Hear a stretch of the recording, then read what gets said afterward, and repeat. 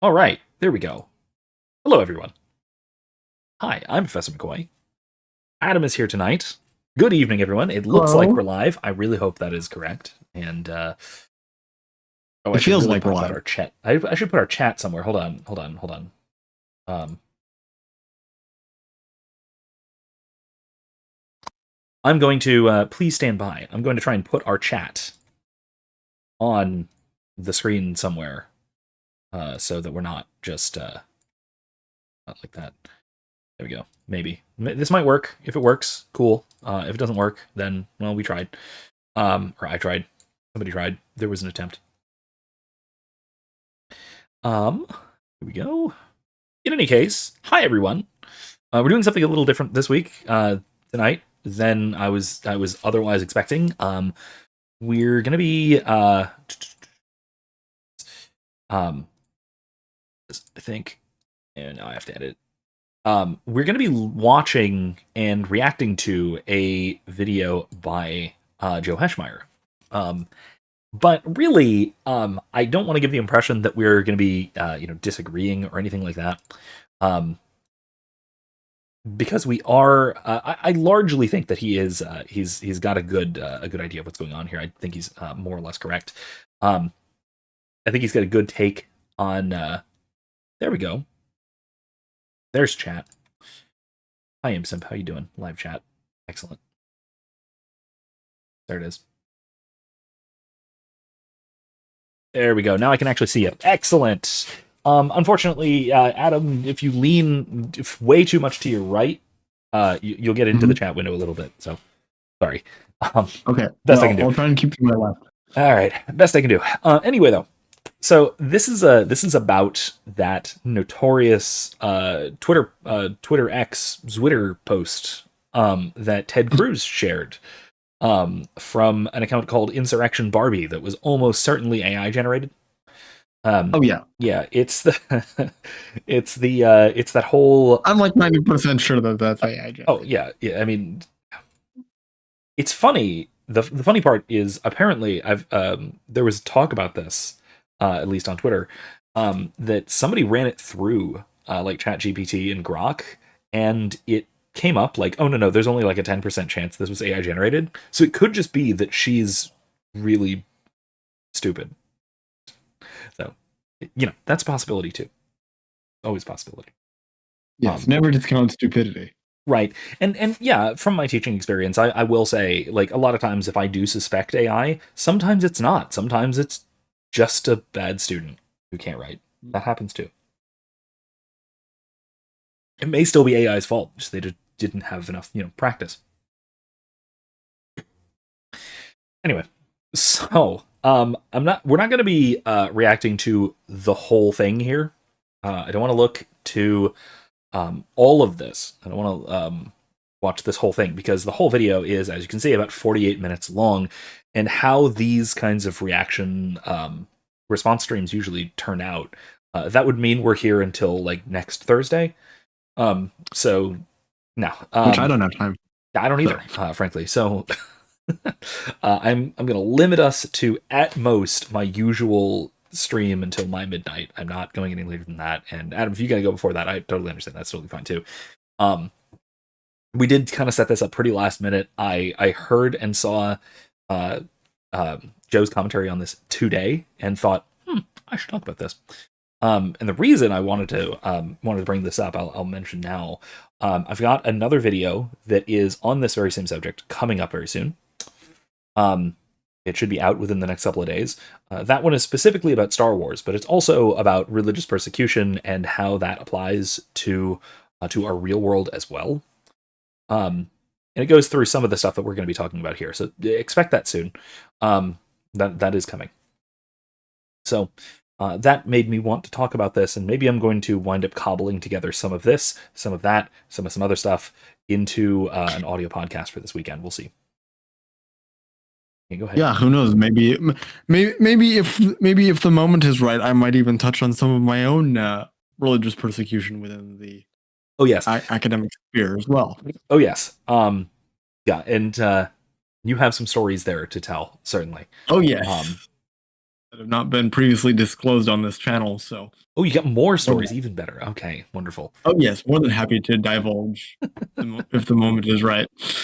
All right. Well, in that case, those of you who are not familiar with what's going on, and all of my weird allusions here have been a bit of a mystery. Well, let me briefly explain.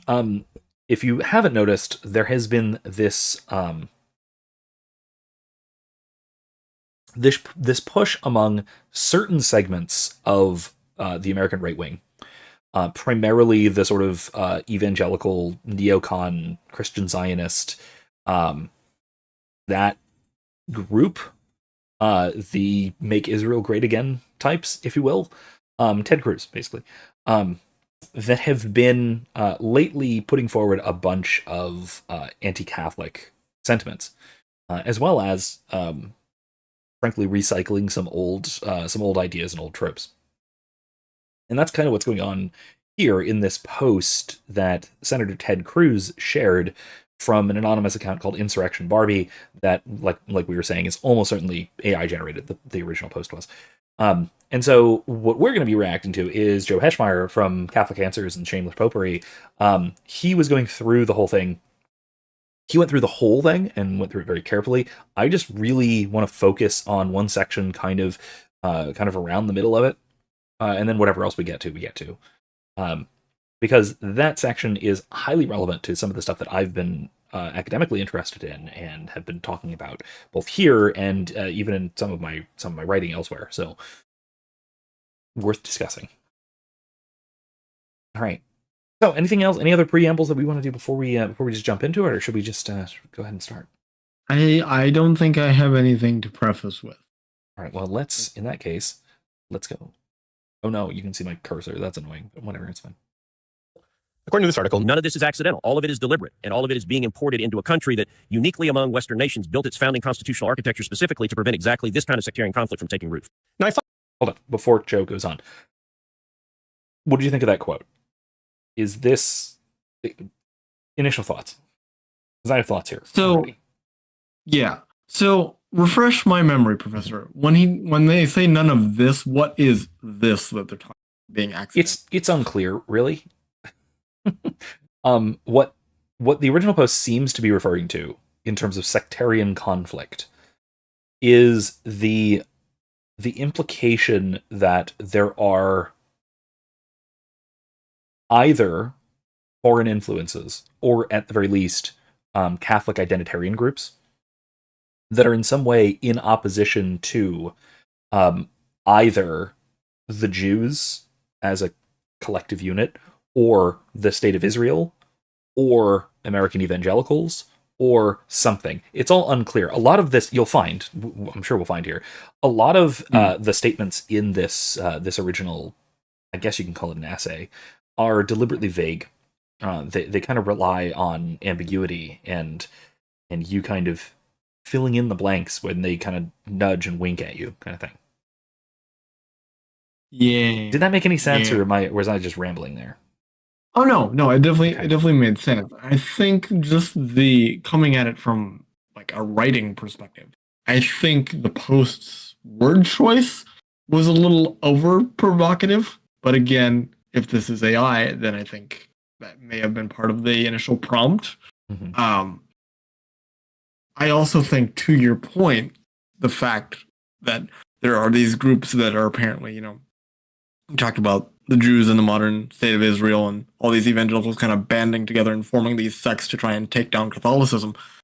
This is nothing new. We've faced opposition from all sides of the aisle since the church's founding. Right.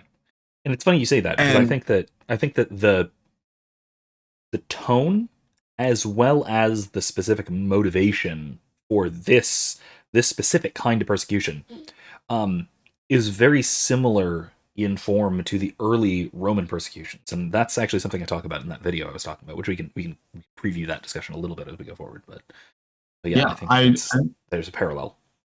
Exactly, and the old proverb about the enemy of my enemy being my friend, I think equally applies.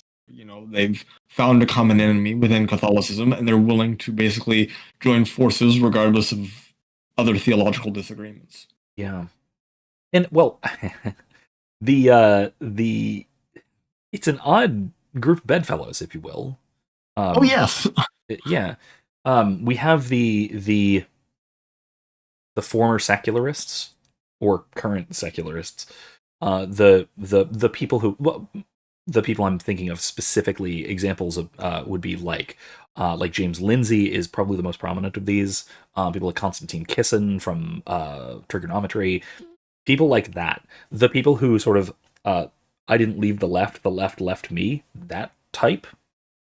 These former liberals who got upset that the leftists went insane over the last 10 years or so, and so just sort of found themselves on the right, tribally at least, but now have a problem with the right having conservatives and the right having, religious people, because at least James Lindsay is a great example of this, because he was one of the sort of notorious new atheists. He was in that sort of cohort back in the early 2000s. So you've got that, which he explicitly hates Christians, hates Christianity, wants to subvert and destroy Christianity. He's been public and explicit about this relatively recently, and then suddenly is claiming to know about Christianity and to be a Christian in some sense and all that. And then so that's one group. Bless you, presumably.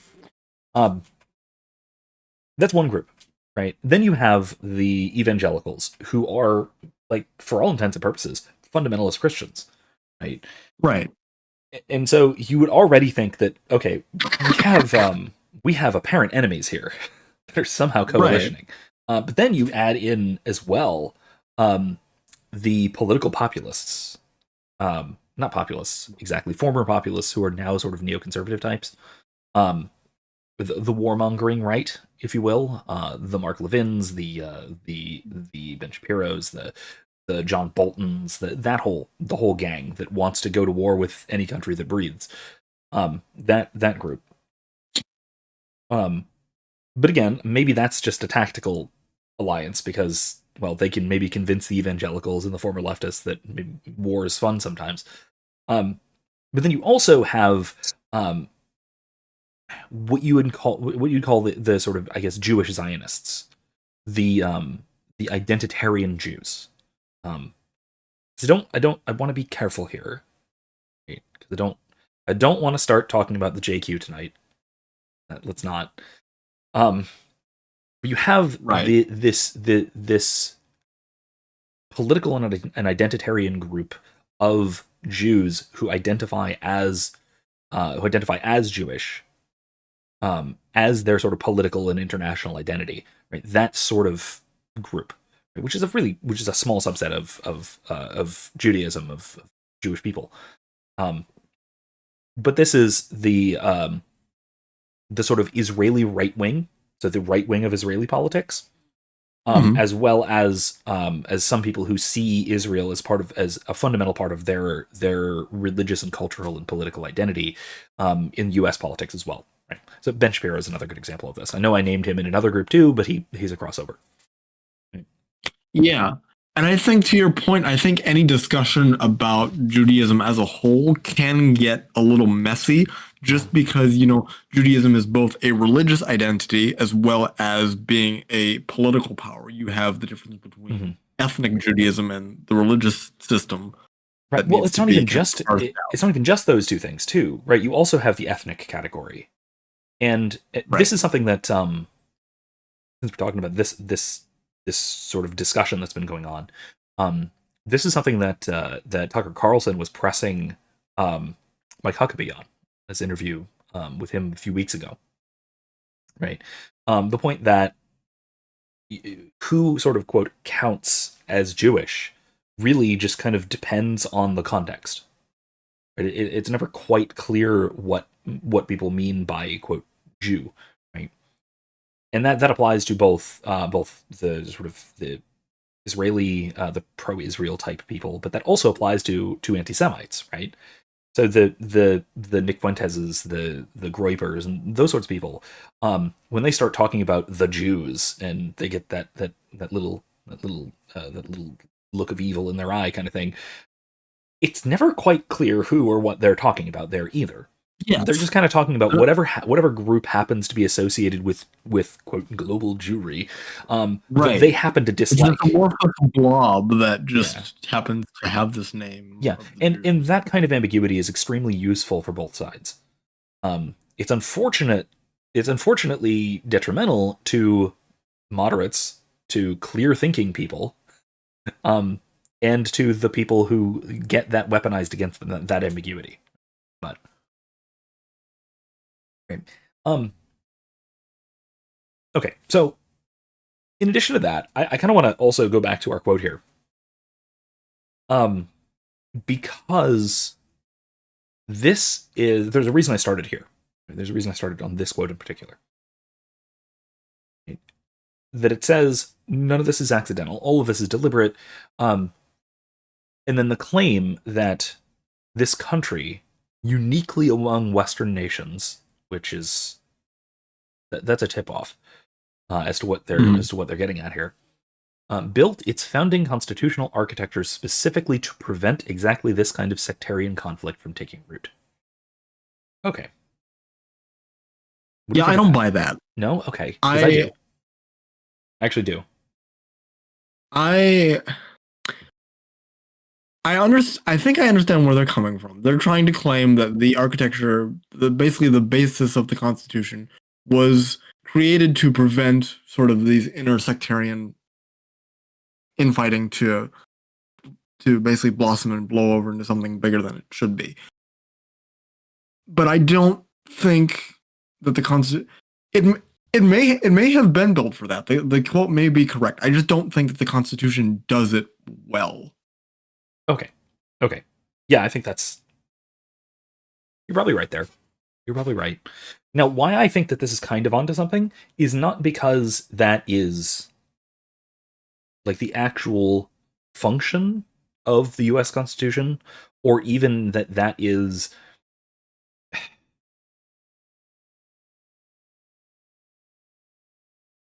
how do I put this? It's something like this, right?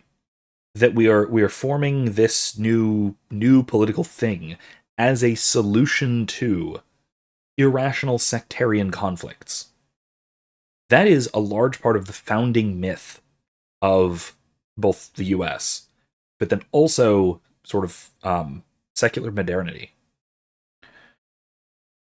Because because the U.S., especially in the context of somebody like John Locke, who was a major influence on the American founders and the founding documents and the constitutional form that we have that we got from then. Right? That whole late Enlightenment group surrounding Locke and as well as others. Hobbes was another major figure with very different political leanings, but with a very similar political goals, let's say.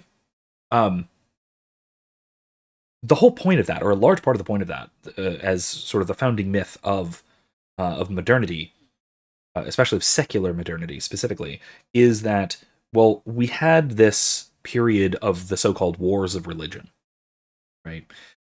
We had the 30 Years' War, we had the 100 Years' War, we had all of these conflicts between religious sects, and the reason we had these conflicts is because these religious sects can't get along. There's nothing overarching them to unite them, and so their conflicts are fundamentally irrational, and so they devolve into violence. And in order to sort of preserve anything like civilization, we have to stop that. And the way to stop that is to have something over and above them. And that something is going to be the secular nation state. And since the US, the United States, was a secular nation state that was founded right when these ideas were a big deal, that the sort of philosophical basis for the founders didn't have to like shift or transition an existing state, an existing apparatus.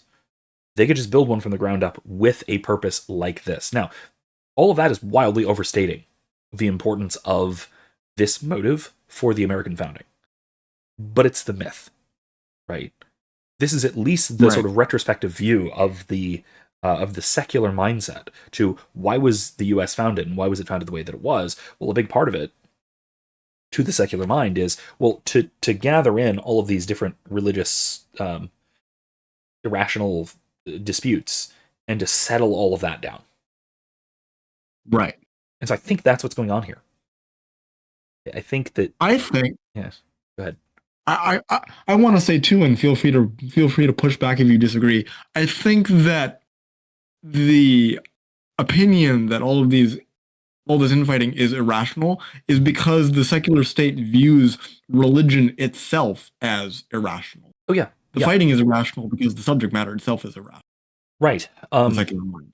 Which not to be overly sectarian, but maybe it will. To be fair, a lot of this I'm following this book that I've mentioned here, both in our discussions as well as on this channel, and I apologize for it being mirrored. I can't fix Discord. It's called The Myth of Religious Violence. It's by William Kavanaugh. I very highly recommend it. I want to do a book club reading of this at some point. It's phenomenal. But he brings this up quite a bit. And it's the idea that religion, what religion is in the sort of modern mindset, is something to which you can attach the indefinite article. You can talk about a religion. Whereas before the 15th, 16th century, you couldn't do that. You would just talk about religion as a sort of what would you say, a collective grammar, help me. Adam, help me. It's as more of kind of a collectively universal binding force. Yes. Yeah, something like that. Right.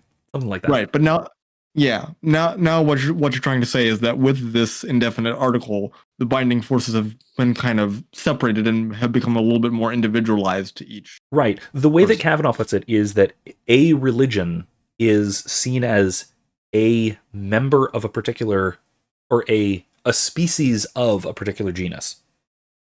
Right?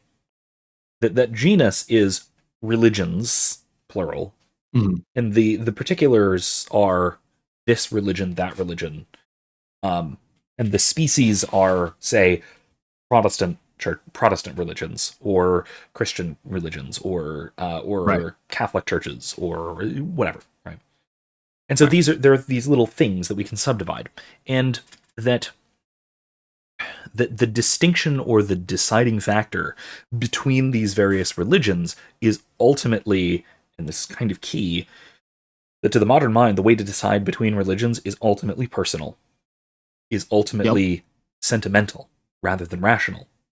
Yep. And that these are the disagreements that religions have with each other are either irresolvable because they are fundamentally irrational and so there is no true answer, or at least epistemologically that we have no way of finally resolving them. And so even if one is right and the other is wrong, we should accept that we can't resolve those disputes. Right. That is a distinctly modern idea. Right. I think, speaking for myself as someone who's a catechist and coming from a background interested in evangelization, I think that's hurting our modern. I think that's hurting the new evangelization movement. Is that we've lost this common thread, this common starting ground, because everything has become so individualized that we can't even unite under any sort of basic truths because, again, it's become so separatist. Yeah. No, absolutely. Yeah. It's also that when Kavanaugh especially talks about these, what he talks about it as in terms of the quote modern invention of religion. Right? What we mean by religion is something distinctively modern and distinctively post-Protestant Reformation. Not necessarily a Protestant understanding, but an understanding that can only arise after the Protestant Reformation. Full disclosure, Kavanaugh, by the way, is Catholic, and would probably be called an integralist by a bunch of these people. But that's another discussion for another time. But as a quick little side tangent, I'm sure that my sociology professor from community college would be rolling around screaming if she had to interact with any of Kavanaugh's work. He's got great work. The two books of his I've read are this one, and the other one is Migrations of the Holy, which I think I have right here. No, it's probably on my shelf though. It's also very good. That one is more about the idolatry of everyday things and of the idolatry of politics and culture, basically. Different kind of topic, but also related to that modern view of religion. As the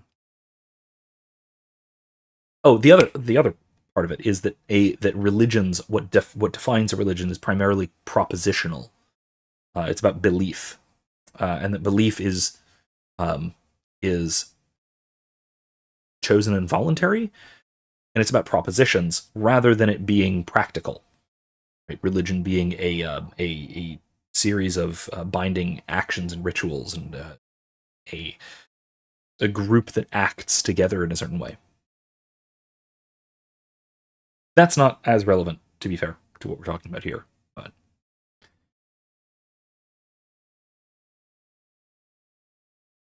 anyway, yeah. So why like I said, why I started here with this quote, right, is that and why I started talking about this quote in the context of what Joe is about to say, because we're going to go back to him in a minute, is that this is, I think, really fundamental to this particular view of American political society.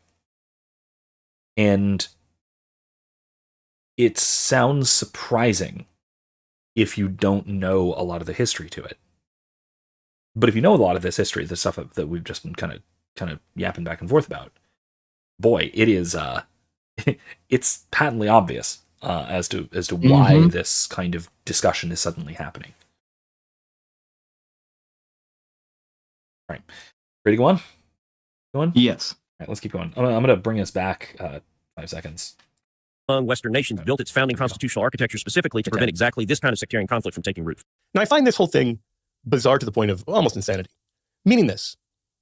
The idea that it's perfectly American to just say, like, I support Israel, I've got a U.S. Israel flag, lapel pin, and I support the Jews as they are engaged in this battle against their mostly Muslim Arab neighbors. That's not sectarian conflict. But if you say, I'm actually uneasy about that, or more radically, I support the Muslim Arab neighbors, that becomes sectarian conflict? Why is the sectarian conflict not that we're supporting war in the Middle East, or that we're promoting the interests of one religious and ethnic group over the interests of their neighbors? Why is that not the sectarian conflict? Like, if... Okay, before we go into another example, I think he's right here. But I think he's targeting a different part of it than we were just talking about. So what do you think of that bit of contradiction? I mean, I think I think I would need kind of the rest of the quote to bring it into full context. But I have no disagreement with Joe. I think he's definitely right to be kind of questioning why we're so supportive of one side and how that's not sectarian. So right. I don't have any problem for what Joe said. Yeah, so I think the point that he's getting at is right. So Ted Cruz is obviously in favor of full monetary, cultural, military, and political support of Israel, right? In the various conflicts in the Middle East, right? And here he is accusing Catholics who are opposed to that of wanting to take part in sectarian conflict. Right. Yes. And so Joe's point is like, well, obviously what's going on over there is just a sectarian conflict. Exactly. Yeah. But it's I'm getting back to Kavanaugh here a little bit, because Kavanaugh's point, he makes this point as well. It's not sectarian when we do it. Right? When we do it, particularly in the name of democracy, which is kind of our secular religion, or one of our secular religions. If we do it in the name of democracy or whatever, then it's not sectarian, right? Right. Then it's just rational. It's just the rules-based international order. He didn't use those terms because that term didn't come up until a ways later. Actually, he probably did have access to those terms. He wrote this in 2014, 2015, something like that. I can find it. Oh, 2009. I was way off. So maybe he didn't have access. Anyway, though, right. Point is, yeah, it's because we see what they are doing. They here usually just means well, historically it's referred to Catholics and Muslims. Might also add others, but historically it's mostly been Catholics and Muslims. We see what they are doing as sectarian, as irrational, as fundamentally religious. But what we are doing is rational, is democratic, is merely political. And so the kinds of violence that we are going to put forward, that we're going to take part in, those are rational sorts of violence. And that is non-sectarian. Right. And that's uniting kind of violence. And that is why I will always advocate for a basic truth that I think has been forgotten in our modern discourse. The idea that no matter how strongly you disagree with an opposing point of view, I always challenge myself to find at least a small nugget of truth within an opposing perspective. Mm-hmm. Yeah, I don't want to assume insanity on the point on kind of the point of my interlocutor. Right. Because, well, assuming it was in fact a human who came up with these ideas, and was not just an AI, presumably it came from somewhere, right? There was some kind of some kind of initial thought that made sense to this. And I think there is, right? I think that this, I mean, sure, it's wrong. It might even be completely wrong, but it has a basis in history. It has a basis in sort of the part of the purpose of our political union. There is a precedent for a lot of these ideas. And I think that quite frankly, Joe is missing that because he's not aware of this really niche bit of history. Like I was telling you before the stream started, like I only have any kind of interaction with these ideas because I took a specific graduate level religious studies class going on 10 years ago, with a specific professor who was interested in early 21st century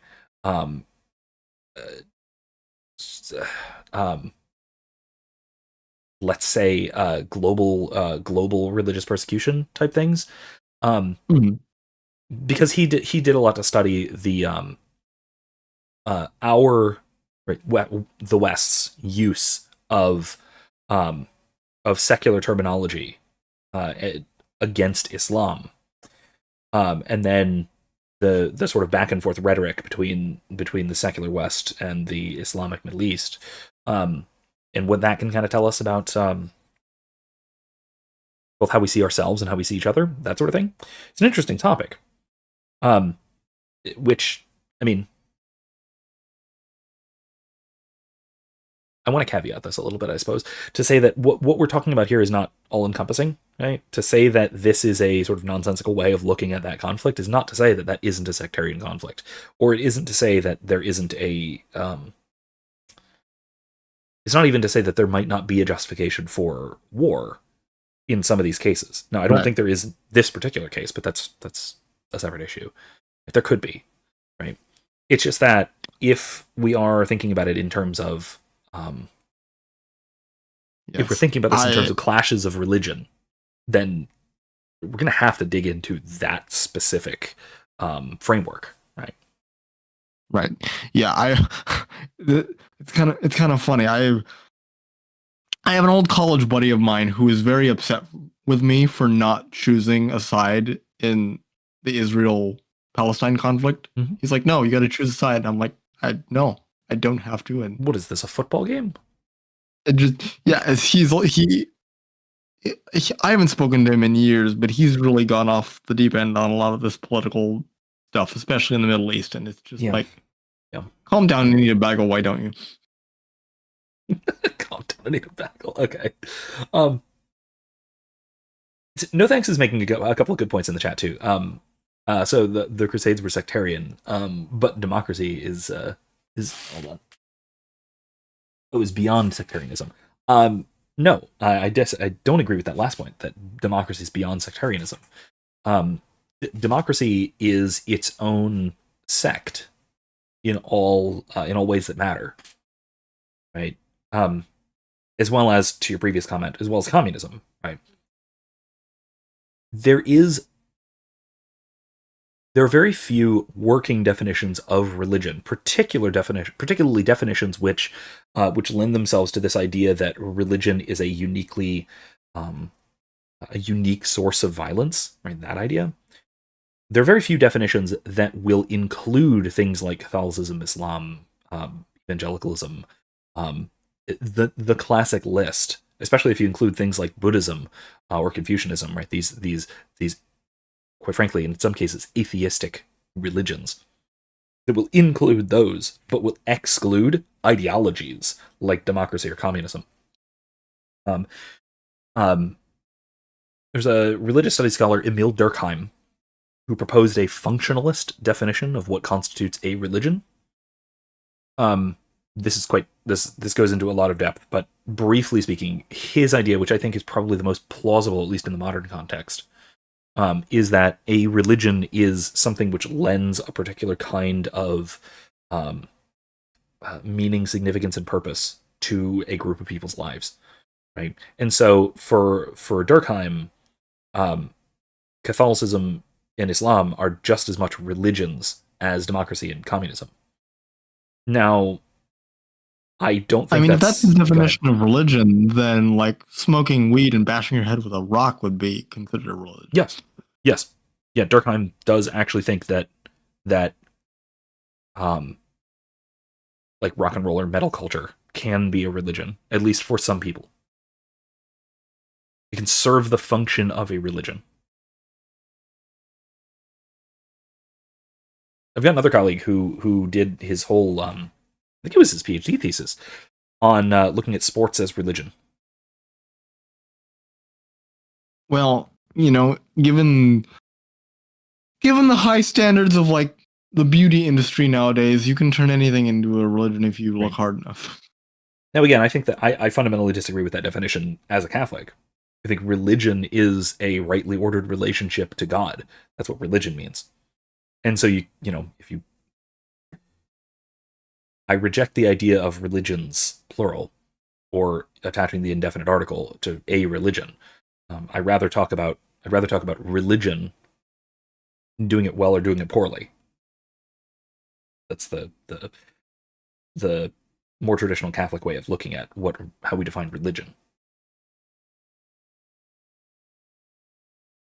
And no thanks asked if rock and roll is a sectarian thing. I mean, it can be. Oh yes. Take for example, the satanic panics of the 80s, 70s, and 80s. What exactly were the various Baptists, mostly Baptists, objecting to? Were they really saying that these rock and roll kids were worshiping Satan, or were they participating in a religious or cultural practice and ritual that was antithetical to Christianity? Now, if you were really careful with them and they were intellectually consistent and thorough, it would be the latter, right? They didn't actually think, like almost none of them actually thought that kids going to rock concerts were actively and consciously worshiping Satan. What they thought was that by participating in these particular rituals, like going to rock concerts and headbanging and moshing and whatever, right? Even just listening to this quote devil's music, as they called it, that they were participating in practices that were inclining them away from good Christianity. And so it was a sort of rival sect. That's how it was thought of. I mean, I'm talking about rock and roll. I'm not talking about Satanism.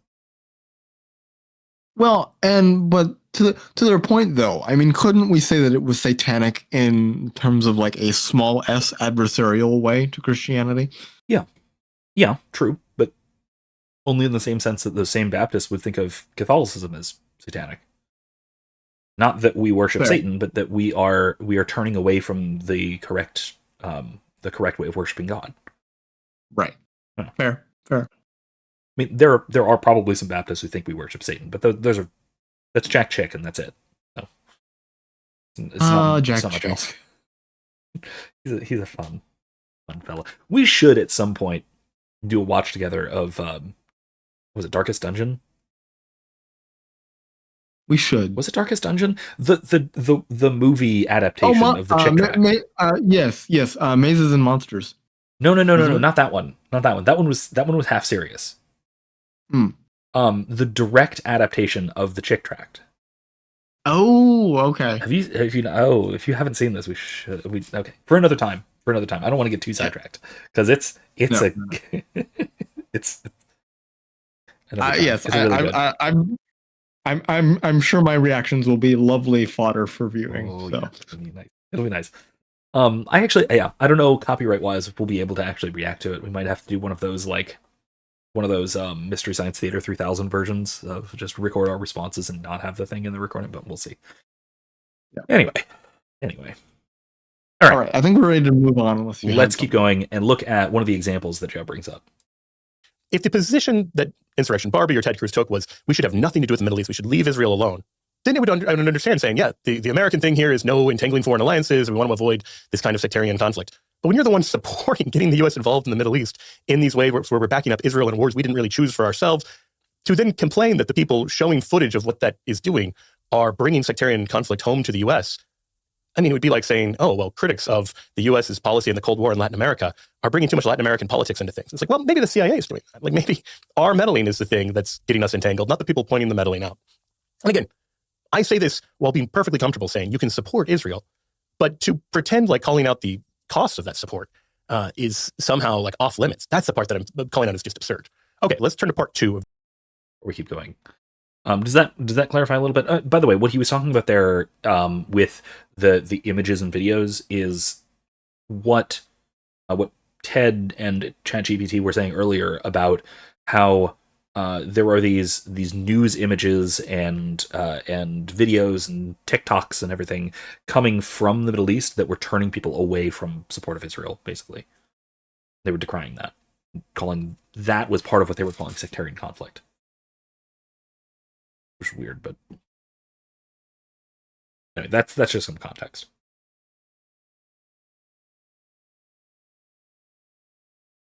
Make sense? Good to go? Or any thoughts on that? Yeah. Okay. All right, let's keep moving. I think. All right, because the next part is we're back to Robot Ted talking, I think. This article, what they call the theological attack, targeting the foundation. Oh yeah, here we go. The author, Human or Robotic, says you cannot dismantle evangelical political power without first delegitimizing evangelical theology. Now, this points to a theme running through the article that I think evangelicals should be very annoyed by, where the whole thing that Cruz is promoting is like the best analysis, treats evangelical religious beliefs as useful, not true. That it's important evangelicals have this view of sola scriptura, it's important they have this view of dispensational, like premillennial theology, because that's helpful for U.S. interests in the Holy Land. And okay. Right. The truth isn't what matters. It's the fact that the claims can give power. Yeah. I think this is key. This gives away the whole game. Yeah. Absolutely. And by that I don't mean that this gives away like okay, there's one way of reading this, which is plausible, by the way, so I don't want to completely discount this, but it's not the part I want to focus on, but I want to give it its proper credit first. There's one way of reading this, which is the idea that that Insurrection Barbie and whatever, that people who are interested in seeing the wars and such continue, whether those are Zionists, whether those are neoconservatives, whether those are the military-industrial complex, whatever. Excuse me. That those people are simply using evangelicals and evangelical theology to further their goals. Right? That it's a cynical ploy, and that's it. That's one way of reading this. I think that's important. It's true. That probably is happening. But it's not the part that I think really gives away the game of what's going on here. Because if we combine this with what we were just talking about before, you see a model of the secular nation state and its relationship to religions, plural religions, that I think clarifies it. I think clarifies what's going on. Because I'm going to refer to specifically to John Locke, to his letter concerning toleration. It's John Locke's first letter concerning toleration, I believe it's called, where he basically outlines why we should tolerate a vast array of religions or religious sects within a secular society. And his rationale for it is that the secular state is, like we were saying in terms of this sort of sectarian conflict and wars of religion, is an overarching common common fealty, call it. Right? Something to which all these various people of various religious sects can all be loyal to. And so it can be a uniting factor. But then why do we tolerate these religions in particular? Why wouldn't it be just better to have a singular state religion or state atheism or whatever? Well, he says that the various religious sects have their place within the secular society, but that place is in support of the secular nation state. The religion and the doctrines thereof are there in order to promote social cohesion, which is the goal of a secular nation state. Right. And this is why I think, as you pointed out in a previous video, and as I think Joe will rightly point out, this is why this is basically why Catholicism is viewed as a threat, because we view the pontiff as being higher than the state. Well, he doesn't quite. I mean, he kind of gets that, but he's surprised that they're going in that direction. I'm not surprised at all.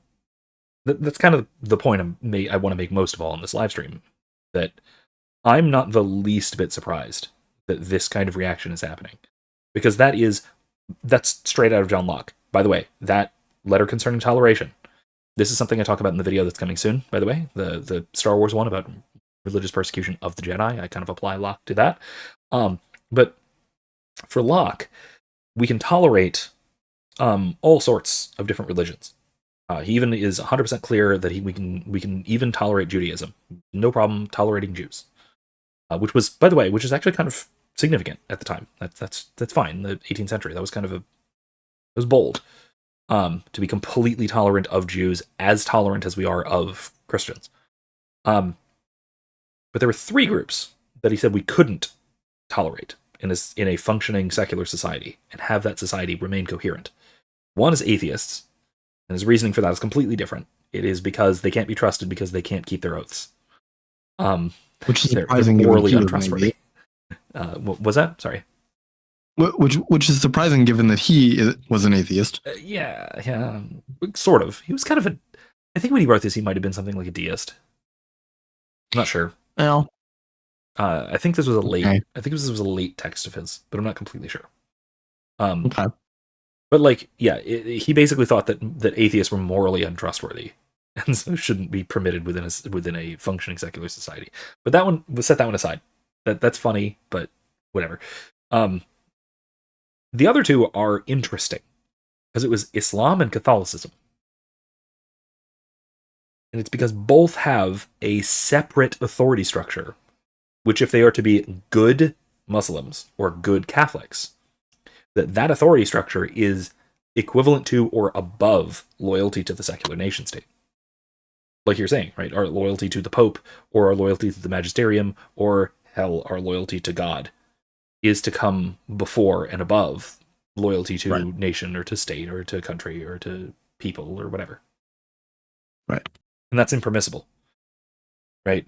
And I think I think this is why so many liberals are afraid of conservatives turning America into a theocracy too. Yeah. Is that they see our allegiance to God as some sort of divine mandate, that everything, that we all become divine command theorists, and well, even people here, like, because Ted Cruz is on the right? Insurrection Barbie is on the right, at least ostensibly, presumably. I don't know. She's an anon account, so who knows? But this is a right-wing critique, or right-wing fear of Catholicism, of Catholic subversion, right? And it's in the term integralism gets thrown around a lot. That's kind of a watchword that we're gonna. I know he's gonna talk about it a little bit more a bit later because it comes up a couple of times. So I kind of want to wait to get into it too deeply because he explains it better than I can. So we'll just let him. But that's one of those things that this idea that that the Catholics want the church to control the state. Right. That is the fear of the secularist, whether they're right or left. Doesn't matter. And this is making me want to write a blog post called "When Liberals Argue Like," or "When Conservatives Argue Like Liberals," because this is just fascinating to see the Yeah. parallels. I mean, I know you just rewatched. You said you just rewatched my video on the kingship of Christ, where I kind of talk about a lot of these topics, including Locke. By the way, I kind of go into that discussion of Locke's letter concerning toleration. But there was another video I released around the same time. I think it was right before, or right after. It was on conservative cultural relativism. Yes, It's yes. another case. Yeah, it's another case where conservatives will argue like liberals in that way. But that's kind of a bit far afield from this particular discussion. But it's another case of that very same phenomenon. I mean, they're just getting caught up in modernity. Go ahead. Sorry. I want to go into a tangent here about my own anti-Catholicism, but I'm going to wait. I'm going to hold off. Okay. Wait for the opportune moment to strike. That's all. All right, let's keep going. Yes. That should be gross. It should be repugnant because it's treating Jesus as a convenient crutch to get to the political goals that you want to get to. The evangelical political power is the thing worth protecting, and the evangelical theology is the means that we get to that end. Like, that is pretty on the surface in the article. The movement's entire political architecture rests on a theological claim that God made an eternal, unconditional covenant with the Jewish people, that the modern state of Israel is a fulfillment of biblical prophecy, and that Christians who bless Israel are obeying a direct divine command. Remove that conviction, and you remove the moral engine that has driven evangelical political engagement for half a century. Now, I think there's actually a lot of truth there. I think it is certainly true that if you want to understand evangelical views on foreign policy, some of that is just Cold War, some of that is just pro-democracy, but a huge portion of it are these set of largely untrue theological beliefs that evangelicals have believed. And so one of the reasons in that political article that I cited to earlier, that I talked about this plummeting support for Israel, is because evangelicals are less likely to believe these things anymore. Protestant fundamentalists had their own overlapping eschatology, dispensation. Okay, hold on. Before we go into dispensationalism per se, yeah, what do you think? Is this? What do you think of the? I mean, go ahead. See what thoughts you have, because I have a few, but go for it. Start us off. I mean, I think it makes sense. I think Joe was just basically summarizing what we've been talking about. This idea that a lot of the political power that evangelicals give the state is based on a faulty view of their own theological beliefs. And so that kind of leads to all sorts of problems. It's basically a root problem that's bearing some disastrous fruit when you really start to think about their views on foreign policy. Right. And I mean, a large part of it is what he's going to get into, which is dispensationalism. But I don't think it's exclusively that either. Part of it is also, so I don't know about the commitment to sola scriptura. But maybe you can say something like, without, say, for instance, the long Christian tradition of natural law and of just war theory and all of that you wind up wandering far afield and start supporting things you shouldn't support. Maybe there's an aspect of that. And then maybe, of course, that part of it is also a like you were mentioning, divine command theory. It has a sort of adherence to that, which is, I think, much more common among evangelicals than among Catholics or mainline Protestants. And this is why too, thinking out loud here, when I took my philosophy classes in college, we kind of went through a very brief history of Western philosophy. And my professor, he started in like the classical period with the Greeks, but then he just completely skipped over the medieval period and went straight to the Enlightenment, as if there was. And did he even go into Hellenism, or did he skip that too? I believe he did skip Hellenism too. Yeah, he skipped Hellenism in the Middle Ages because he basically said, and I quote, that medieval philosophy was so bound up with religious authority that it wasn't basically even worth discussing, because he didn't want to get into religion. But he gets into, well, I'm going to go on the what defines religion again, but he goes into certain other unquestioned and unquestionable foundational beliefs that function in the same way that modern people think religion functions. So whatever. Again, the sort of post-enlightenment liberalism or even atheism, it winds up playing the same sort of Durkheimian function as the church did for scholastic philosophy. So And he did not seem to see that at all. It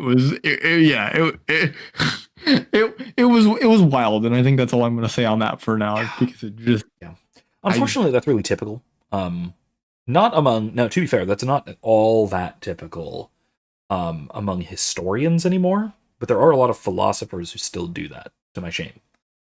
In fact, I've told this story before, I think, but I've had colleagues who are brilliant, who are even historians of philosophy, like philosophers who study the history of philosophy, and really do know like a lot about their areas, right? But if I start saying even the simplest, most basic scholastic ideas, they have no idea where it came from. They've never heard it before in their lives, and in some cases, it's just utterly mind-blowing. Because it's alien. They have no idea that it happened. And this is why I kind of have a thesis that I kind of want to write a book about, maybe someday. That scholastic philosophy, the medieval synthesis, what we call it, was not ever refuted. It was just ignored. Right? The early moderns never argued against the medieval synthesis. They just kind of said, let's just do our own thing. Let's just start over. Right. And so they just started making all the same mistakes that the pre-Socratics made. So right. That's what happens when you start over. Is you make the same mistakes as the last time we started over. So Yep. Yeah. Maybe that, you know what? Maybe that'll be a book someday. Someday. Not now, but someday. No thanks. Good point. And I think Joe's going to talk about this specifically as well. That there aren't just these sort of two views of dispensationalism and replacement theology. And that's because replacement theology is, insofar as it exists, it's vanishingly rare. Right? Mm-hmm. It certainly isn't Catholic doctrine. Catholic doctrine replaces got the word in my head. Rejects dispensationalism or dual covenant theology, but accepts either something like supersessionism, or supersessionalism, I forget which. That the new covenant supersedes the old, or fulfillment theology, which is that the old covenant is still in effect because it is fulfilled by the new. And so that if you are to enter into the covenant, the only covenant, it is through the means of the new covenant. And so it is just the one same thing, it's just one single continuity. Right, yeah. Now there are subtle differences between supersessionism and fulfillment theology, but they're both very different from dispensationalism or dual covenant theology, and neither would in any sense qualify as what you might call replacement theology. Right? Both hold intrinsically and very importantly to the fact that the history of salvation has its roots in the old covenant, right? The Mosaic covenant. Mm-hmm. Yep. And so we meaning Christians are the seed of Abraham through the new covenant. We are the very same covenantal family. Right. You know, to be honest, it kind of blows my mind a little bit why these dispensationalists are that they reject our view of covenant. Because if you think about it, even within the old covenant itself, like the Davidic covenant basically expanded upon the Mosaic covenant. This has happened before within the Old Testament itself. So I don't know why the evangelicals are suddenly resisting our interpretation of covenant when we have precedent in the Old Testament itself. Yeah, I think Joe's probably about to say this, so I don't want to head him off too much, if I remember correctly. But he even points out that in the time of the Davidic kingdom, Israel split, right? Mm-hmm. And so the covenant didn't simply follow all the descendants of Abraham, or everyone who was the descendant of those who received the Mosaic covenant. It followed those who were faithful to the covenant. Mm-hmm. And now that's Christians. That's those who accept the Son of God and continue in God's covenant with him, in that covenantal relationship. Okay, so the mean- difference between expanded the covenant or supplanted it. Expanded, right? Extended the covenantal relationship to the whole world. Right. With, don't the you know, evangelicals read where Jesus says, I've not come to abolish the law and the prophets, but to fulfill them, and no word will pass away, blah blah blah. well, in a lot of cases, they take that to mean not abolish the law. Take that to mean that the law is still in effect, which is that's the heresy of Judaizing, which was, ironically enough, for sola scriptura type people, the first heresy ever condemned by the church at the Council of Jerusalem, which is recounted in the Book of Acts of the Apostles. Yep. A lot of this I stuff. think he's going to explain some of this too. So Yeah, I'll leave some of this to Joe. He knows the history of the covenants better than I do, to be fair. He is a theologian. I'm vaguely starting to begin to slightly train to be one. Yeah. Let's continue. Premillennialism, which, as the article explains, was a complicated eschatological Hold on, let me go back framework a few seconds. in eschatology. Dispensational premillennialism, which, as the article explains, was a complicated eschatological or end times framework that was once deeply familiar to tens of millions of American Protestants and was essentially a detailed scenario for how the world would end. So the idea was God worked through these different dispensations or historical eras, that we were currently in what was called the church era, and that this would suddenly close with a rapture in which the true believers are taken up into heaven. Then you'd have a 7-year tribulation, the Antichrist war, all of this. And at the end, Christ would return and establish a 1,000-year reign of peace before the final judgment. Now, that set of beliefs is no longer believed in as much by Protestants. And that's really important because, as this article notes, as the Insurrection Barbie post notes, this was a major driver because the idea was, oh, look, Israel in the Holy Land, this is the Israel of the Bible, and if we support them, this is going to be this trigger for the end times. Now, I've done a couple videos on this. One of the reasons evangelicals don't believe in this as much anymore is these prophecies have repeatedly not come true. There were a series of predictions prominent dispensationalists made about the timeline for when Jesus would return, like in the 1980s. Because the idea is, oh, look, we're going to support the creation of Israel in 1948, and then 40 years later, in 1988, Jesus will return. And none of that happens. And so when time again, the dispensationalist timeline turns out not to be true, people start to question, well, maybe you're reading the Bible wrong. Like maybe. Okay. In the chat, no thanks asked a good question, wants us to clarify the Council of Jerusalem. So that is specifically referring to the story recounted in Acts of the Apostles, where the apostles gather in Jerusalem, including Paul, to discuss whether whether Gentiles need to follow the Mosaic law, the ceremonial law, or even whether Jewish Christians need to follow the ceremonial law. In other words, need to keep kosher, need to make sacrifices, need to be circumcised, etc. Circumcision is probably the most prominent of these, both circumcision and kosher laws. And the determination was no, that is unnecessary. That has been superseded, so to speak. That the new covenant has fulfilled the purpose of the ceremonial laws. That the sacrifice of Christ was the once and for all final sacrifice that fulfilled the purpose of all of the animal sacrifices of the Mosaic law, and that the ritual purity laws, which were there to set apart the Israelites, no longer apply now that there is no longer a covenantal distinction between Jew and Gentile. Right? Now that the Gentiles, the nations, are brought into the covenant, there's no longer a need to set apart the nation of Israel from everybody else. Right? And so at that point, both of these aspects of the old law no longer need to apply. And this is one of the first acts of one of the first sort of what we would qualify as the magisterial acts of the church. Say that, well, this is how the law applies in this new context now that everything is changed. Everything is fulfilled. And here is the kingdom of God is at hand. Right? Does that clarify? What do you think? Do you have anything to add to that? Or no, I think you gave a pretty good summary of. I think you gave a pretty good summary of the reasoning behind the council. So, okay. Yeah, do you also know chapter and verse? Because I actually don't. I don't remember. I know. I know. I want to say it's Acts 15. That sounds familiar. The Council of Jerusalem.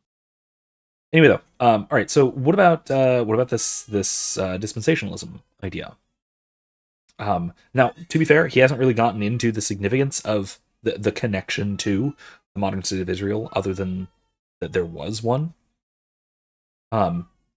He's more focusing on the sort of unfulfilled predictions of the various specific dispensationalists. Yeah, I want to refresh my memory and kind of see where he's going with this before I make any other comment. Okay, let's hear the rest of them out, and then we'll basically just stop the next time he has Robot Ted speaking. Maybe your reading All of right. the Bible is not correct, or maybe your understanding of Israel is not correct, because none of the things you think are going to happen are happening. So the article goes on to say, prophecy once Okay. Oh, no, sorry. supplied the why of evangelical Zionism. The obvious question is why it supplies less of it now. The answer I would give is fewer evangelicals believe in this kind of dispensationalism. It's still popular. There's still a lot of people who believe in it, but it doesn't seem to be nearly as popular as, like, the 1990s. You have the Left Behind series. You've got prominent people like Kirk Cameron, and Cameron has rejected all of that now. So we can see particular prominent figures who have repudiated their earlier support for this kind of theology. But additionally, you just have less doctrinally serious Protestants today. And the Politico article acknowledges this. Part of this is doctrinal drift. Dispensationalism emphasizes a literal interpretation of the Bible hasn't disappeared, but evangelical scholars and pastors have noted its declining dominance in Christian intellectual life. But also, younger evangelicals are less likely to inherit dense, institutionally reinforced systems of belief, and more likely to inherit a package of cultural and increasingly partisan cues. So, Christianity Today reports on evangelical fracture, describing the movement splintered into subfamilies, with some younger cohorts less committed to older doctrines and rituals, including weekly church attendance. And so the article goes on to basically suggest, for a lot of young evangelicals, evangelicalism is more kind of a MAGA worldview and less a specific set of theological commitments. Now, obviously, that's not true. Okay. I would say before. I would say, to kind of add to Joe's point, it's not even like it's not even just within evangelical circles. He talks about, less emphasis on doctrine, more on culture.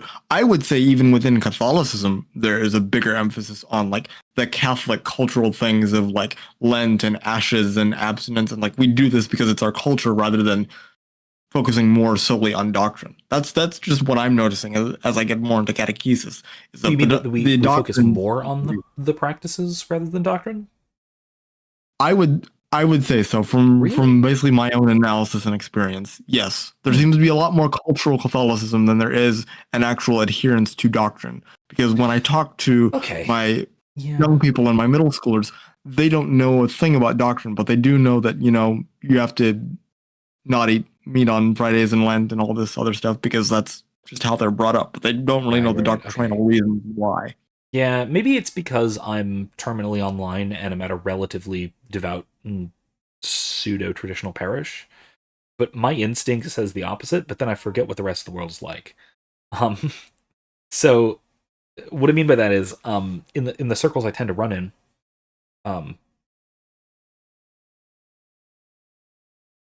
I see maybe a diminishing of the specifically cultural aspects of Catholicism. Like, for example, I don't see a lot of people around me, even Catholics, who abstain from meat on Fridays outside of Lent, for example. That's only a Lenten thing.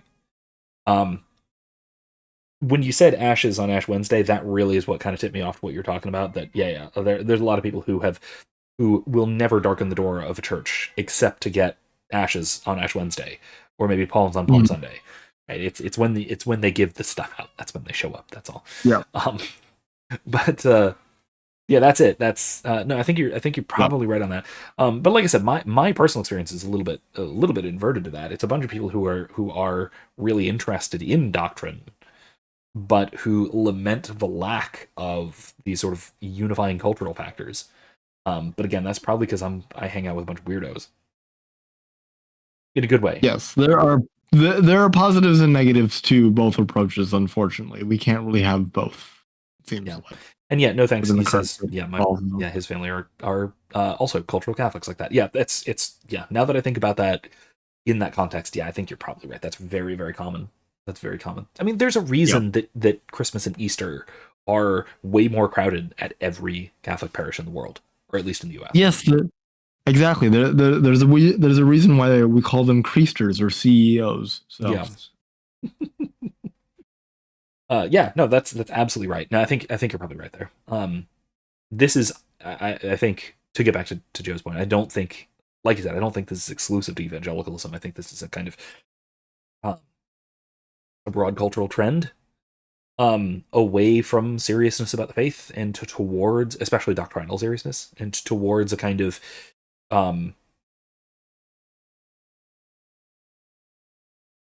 I don't know.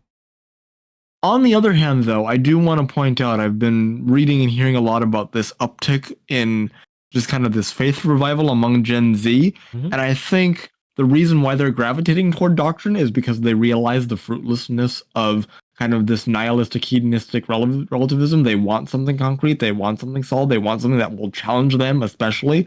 So a lot of them are gravitating toward doctrine because it's something stable outside of themselves. Right. I think that's true. But I'd also, something that Joe talks about a lot as well in some of his other episodes, check those out, is that we shouldn't get overly triumphalistic about Gen Z, because I don't necessarily think that Gen Z are just becoming more, more Catholic or even more religious. I just think that they're radicalizing in every direction possible. And I think it's in large part, like you said, it's because of a sort of general dissatisfaction with the blandness of modern culture, that they seek wherever they can find it something to give meaning. And for some people, like you say, that is serious religious doctrine. For others, it's radical politics, right? It's something Nazi adjacent. And that for some people, it's leftist politics, right? There's a lot of absolute gay race communists among Gen Z, as many and more as there are among our generation, our embarrassing millennial generation. Yep. And that is why the buzzword among Gen Z right now seems to be authenticity. They don't care what kind of authenticity it is, but as long as people are living authentically, they are going to be gravitating towards it. Yeah. I mean, to be fair, there was kind of an obsession with that for millennials as well. And, I mean, that's just sort of a youth thing, I think. Because even the boomers were kind of obsessed with authenticity. That's kind of the whole hippie thing, right? Maybe? Well, I cannot speak to the millennials or the boomers because I myself am Gen Z, unfortunately. I mean, I wasn't around for the boomers, so despite what some of my students think, I'm only like 30 something, so yeah. All right. Let's keep going. True, in a broad brush kind of way. But in as much as there is this divergence, that means there's going to be less interest in or commitment to a particular eschatological end times view that would then support a particular kind of foreign policy. That ironically, the very thing that the article I'm critiquing is guilty of treating evangelicalism simply as a political tool to support a set of policies, ends up becoming self-refuting. Because if people don't really believe it, if it's not really the worldview they're operating in, then you can't draw on that worldview as support for your foreign policy. Okay. I think that's also really important. Where I see, I've been seeing an uptick in people who are interested in religion, but not because they think it's anything like true, but just because they think it's socially useful. And think, well, wouldn't it be great if there was this big old Christian revival, because I like the fruits of Christian civilization, to paraphrase or quote Richard Dawkins. I forget if that was an exact quote or something like that, but yeah, Richard Dawkins of all people is like, yeah, no, I think that the fruits of Christian civilization are A-okay. I like that. But the whole Christian thing, that's stupid. That's for dumb people. Us brights or atheists. Even if, but maybe we should just act Christian and not believe any of it. Right. No, doesn't work like that. It really doesn't. Well, and you know who a comment like that makes me think of? Our good friend Michael Burns, Mr. How I Became a Christian Atheist. Oh yeah. Getting injected with Marxism. Yeah, I mean, I think that also tracks with the kind of seeking meaning anywhere you'll find it. Because I mean, honestly, Marxism is another place that you can find a kind of greater meaning and purpose, even if the sort of factual basis of it is nonsense. Which is again precisely what a lot of these people will think of Christianity. But I think the difference is that you can enact Marxism without believing it, and it'll still give you meaning. Whereas I don't think that applies to anything getting close to real religion. And the more that I think about it, the more I realize that the harshest the harshest critics of my Catholicism in college were my Marxist professors because they believed in Marxism as much as I believed in my own Catholicism. Yeah. Like I So said, the two systems were greatly butting heads, and yeah, they always have. I mean, it's since there has been a Marxism, it has been vehemently anti-Christian and especially, but not exclusively, anti-Catholic. Marxism has, of course, opposed all forms of Christianity since its outset, but Catholicism has gotten particular ire, mostly because it wouldn't bend the knee at all, wouldn't give an inch, kind of thing, except in South America. But let's not talk about liberation theology tonight. nope, that's a different live stream. Another time. Anyway, all right. Let's see what Roboted has got to say. I think we're going back to him. All right, so let's pivot from dispensationalism, which I'm going to actually return to sola scriptura, because this is closely related. You'll notice even in the earlier descriptions, dispensationalism really stresses like take everything literally. Now they don't really, like it doesn't. Okay, actually, hold on before we get into the fun part. No thanks. Questions whether democracy works like religion in the same way that Marxism is. I think it does. It can, depending Yes. on how you view democracy. I think It doesn't have to. True, very true. Yeah, there are probably plenty of cases where people are not. They don't put the kind of faith in democracy like they do in religion.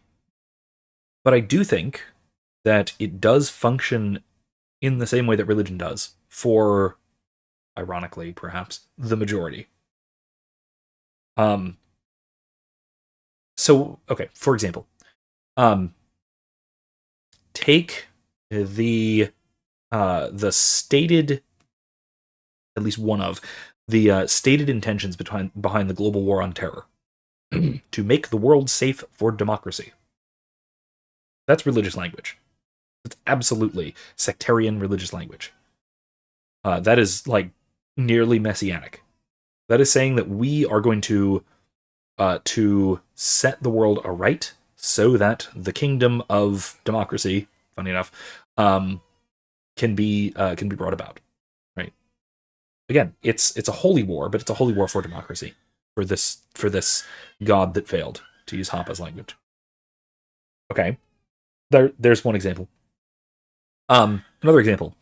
People place faith and trust, extreme amounts of faith and trust in democracy.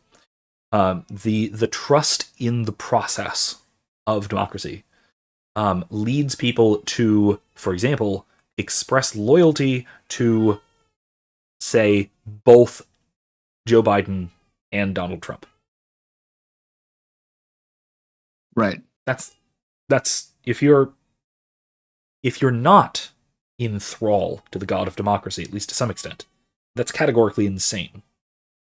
To say that both Joe Biden and Donald Trump deserve our loyalty, in some sense, in any sense. To say, well, now, caveat, you'll notice that people who will say that, well, no, Joe Biden wasn't actually our president, or Donald Trump is not actually our president.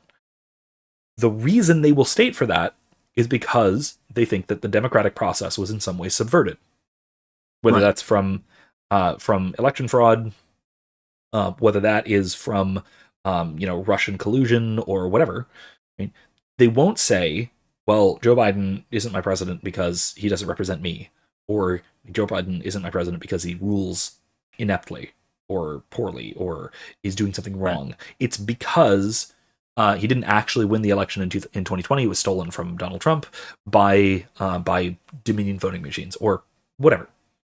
And again, maybe that's plausible. I don't care. That doesn't matter. The point is that they are deferring to democracy to give a reason for why this democratically elected president is not actually a democratically elected president. They don't question whether they should obey a democratically elected president.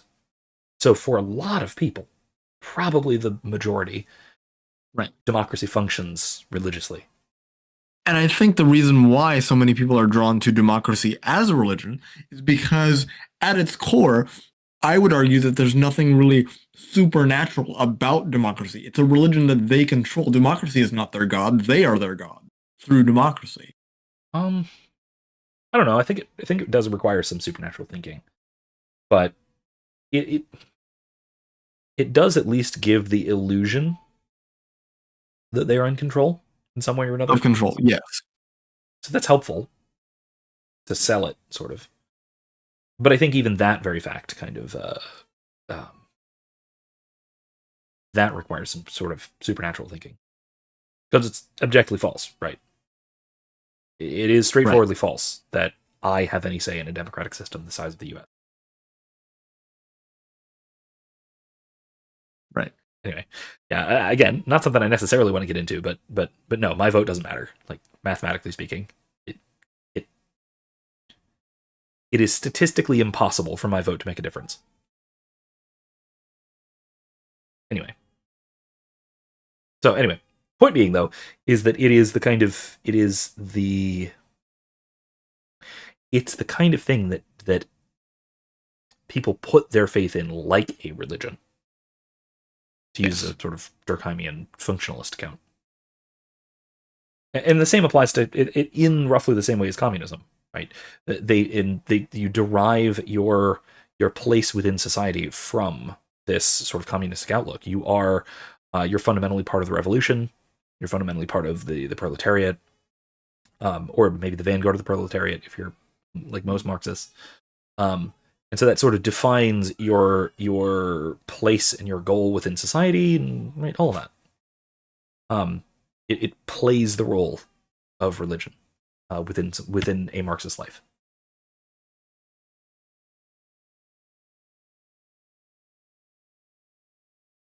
Anyway, Yeah. Let's get on to the sola scriptura a bit, because Joe really cooked here. Oh yeah, I agree. This was a fun part. Mean that they take it literally when Jesus says, "Eat my flesh and drink my blood," but they purport to take things very literally. So, hold on, I'm going to go back a few minutes. A few seconds, that was a great part. Really stresses like take everything literally. Now they don't really. Like, it doesn't mean that they take it literally when Jesus says, "Eat my flesh and drink my blood," but they purport to take things very literally. So the article says one of the attacks is the assault, I should say, on sola scriptura. And Insurrection Barbie says, The theological bedrock of Protestantism is sola scriptura, the doctrine that Scripture alone is the supreme authority for Christian faith and practice. Every Protestant denomination, including every evangelical tradition, traces itself back to this principle. As an aside, I would highlight this as a problem with sola scriptura. Think about all of the different types of Protestantism. Think about all the different major camps of Protestantism.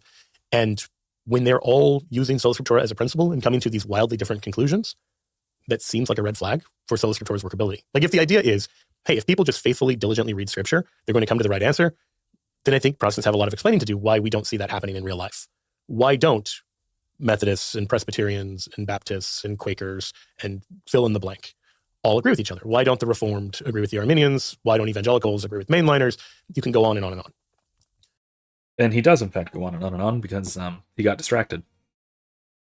And this is why, I would argue, this is why Protestants understand that sola scriptura doesn't work, but they don't want to give it up, which is why they have to bite the bullet and claim that sola scriptura basically only works for figuring out the essentials of Christianity, and everything else we disagree on is basically non-essential.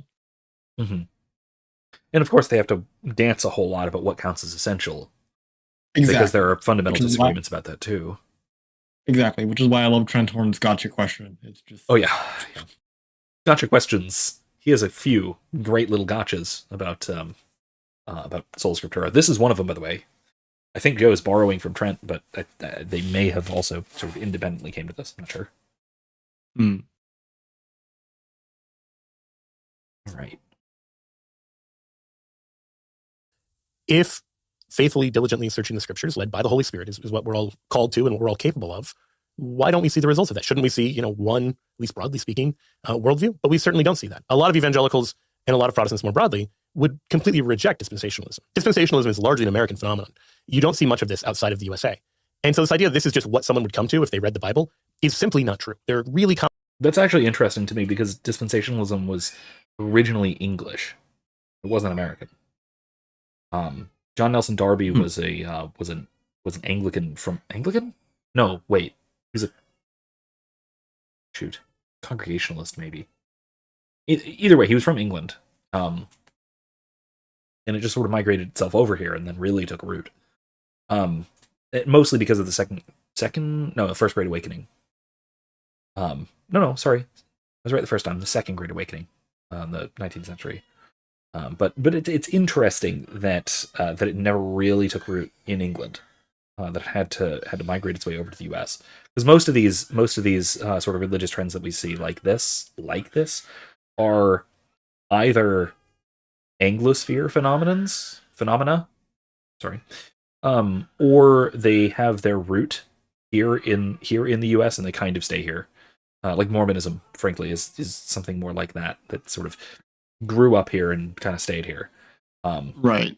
But or they're sort of broad Anglosphere kind of phenomena that they're English and Canadian and American and Australian and etc. Anyway, yeah, I digress. Side note, something that I found interesting. Complicated charts, and you have to have a lot, like hours of explanations to get you into a dispensationalist way of reading the Bible that might seem like second nature to someone who grows up in it, or this is the only form of Christianity they've been exposed to, but it's certainly not the only way of reading Scripture, and is not the way Christians have historically read Scripture. So that seems like a problem with sola scriptura. You certainly don't seem to get from sola scriptura to dispensationalism reliably. You don't seem to get from sola scriptura to any one view of Christianity reliably. But we'll continue.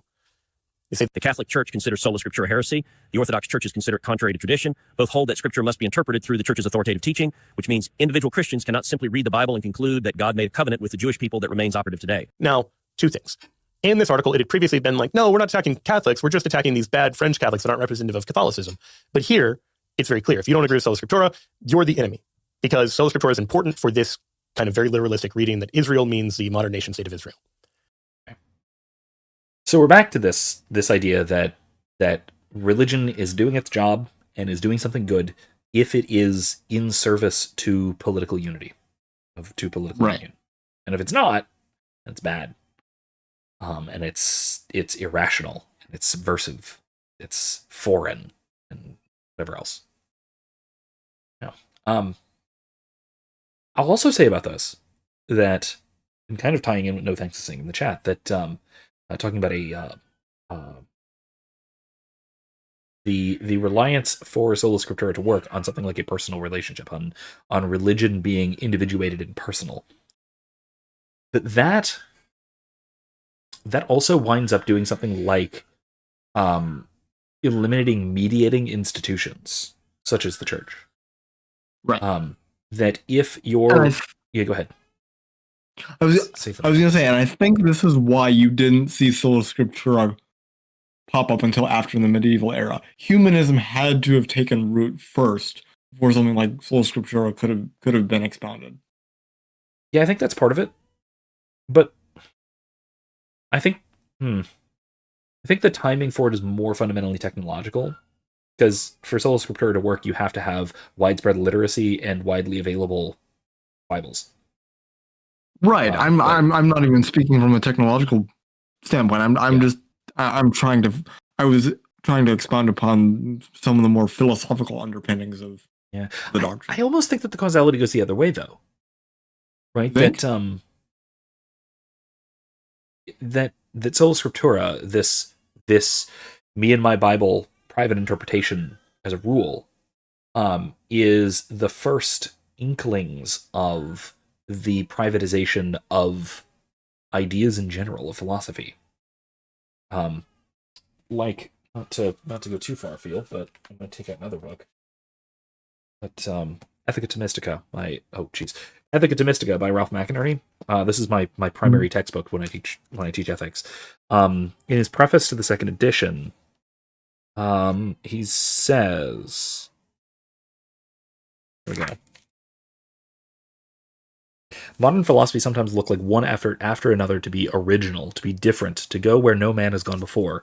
Greek philosophy began as verse and became prose. Modern philosophy began in Latin and turned to the various vernaculars, to the nationalism they often involved.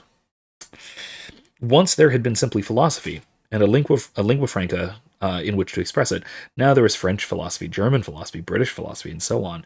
And within each of these philosophies, every philosopher seemed intent on fashioning a patois quite different from ordinary French or German or English. So what we find is this tendency in the modern period, post sola scriptura, I would say, to personalize, to make things mine rather than to make them correct, right? To focus on originality rather than the same old tired old truth. And I think that it's the same impulse in Right. my field in philosophy that we see with this tendency towards sola scriptura. And of course, that is quite useful, right? Um, it's useful in a sense to a kind of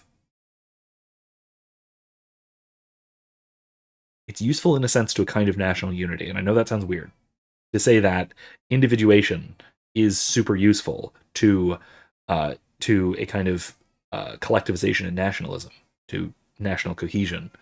But it's because we start seeing ideas as personally relative, right? That my reading of the Bible is Right. just my reading, and if yours is different, then we can just live and let live, and it doesn't Right. matter that we have different ideas, right? So I think that is kind of that's kind of a key. Yeah. Fair point. Fair point. And so now it is much more nakedly like, yes, you can't believe what Christians have historically believed. You can't be Catholic or Orthodox. You can't read scripture through the lens of the church. You have to just be an individual Christian, simply reading your Bible and concluding, oh, well, that this covenant with the Jewish people remains operative today. Now, look, we would say the covenant with the Jewish people remains operative today in some senses. A lot hangs on what we mean by the Jewish people, a lot hangs on what we mean by operative today. Covenant theology is nuanced theology. And if you're not able to engage in nuance and you don't have a deep rooting in covenant theology, then I think you're going to run into some problems. But okay. Here's where Catholic Answers gets called out. Hold on, before we call out Catholic Answers, that is absolutely a good point. That this is deeply nuanced theology, and it's quite frankly a little bit beyond my ken. My expertise does not extend into covenant theology, and so I can only really point vaguely to the fact that there are these nuances, and not talk extensively about what they are. The other point, though, is that by calling out these fundamental Catholic doctrines as in some way opposed to, I don't know, civic nationalism, as opposed to the Constitution, but also we find the same trend in oh gosh, if you remember the what was her name? The woman who was removed from the Committee on Religious Freedom. Oh yes, what was her name? Yeah, the Catholic leader that was basically trying to call out anti-Semitism. Right, or yeah, specifically calling out Zionism. And yeah. Right, so the problem she had was that anti-Zionism was being conflated with anti-Semitism, and then ultimately, if we reject this particular dual covenant theology, then that becomes equated to anti-Semitism. And so she basically wound up asking the other committee members, and the witness, are Catholics necessarily, by their doctrine, anti-Semitic? The witness said yes. Remember that. The witness said yes. This was a rabbi. That is, again, it's not the universal Jewish view, certainly, but there is a trend line of that. That is a historic view, if you will, if you'd rather. That is an historic view within some strains of rabbinic Judaism. That Catholicism specifically, like separate from Protestantism, or at least some species of Protestantism, because they apply this to some species of Protestantism as well. They hold that that Catholicism is necessarily and intrinsically anti-Semitic because it seeks to convert the Jews. Right? And seeking to convert the Jews is seen as a kind of, not to overstate things, but a kind of genocide, frankly. The idea that by converting the Jews, we're removing their Jewishness, and that's the whole idea, and the whole point is to make them no longer Jews but Catholics. And we kind of wander our way back to the question of what qualifies as a Jew, and what sense do we mean this? Right. Because there they are dancing between these two terms, right? To say that, well, we want to eliminate the Jews is, they mean that to sound like an ethnic statement. But what they really mean is a religious statement, which we absolutely do believe. We do think that there should be no Jews. There should only be Catholics. Don't clip that. Yeah. Internet. Please don't. But I do hold by I stand by that statement.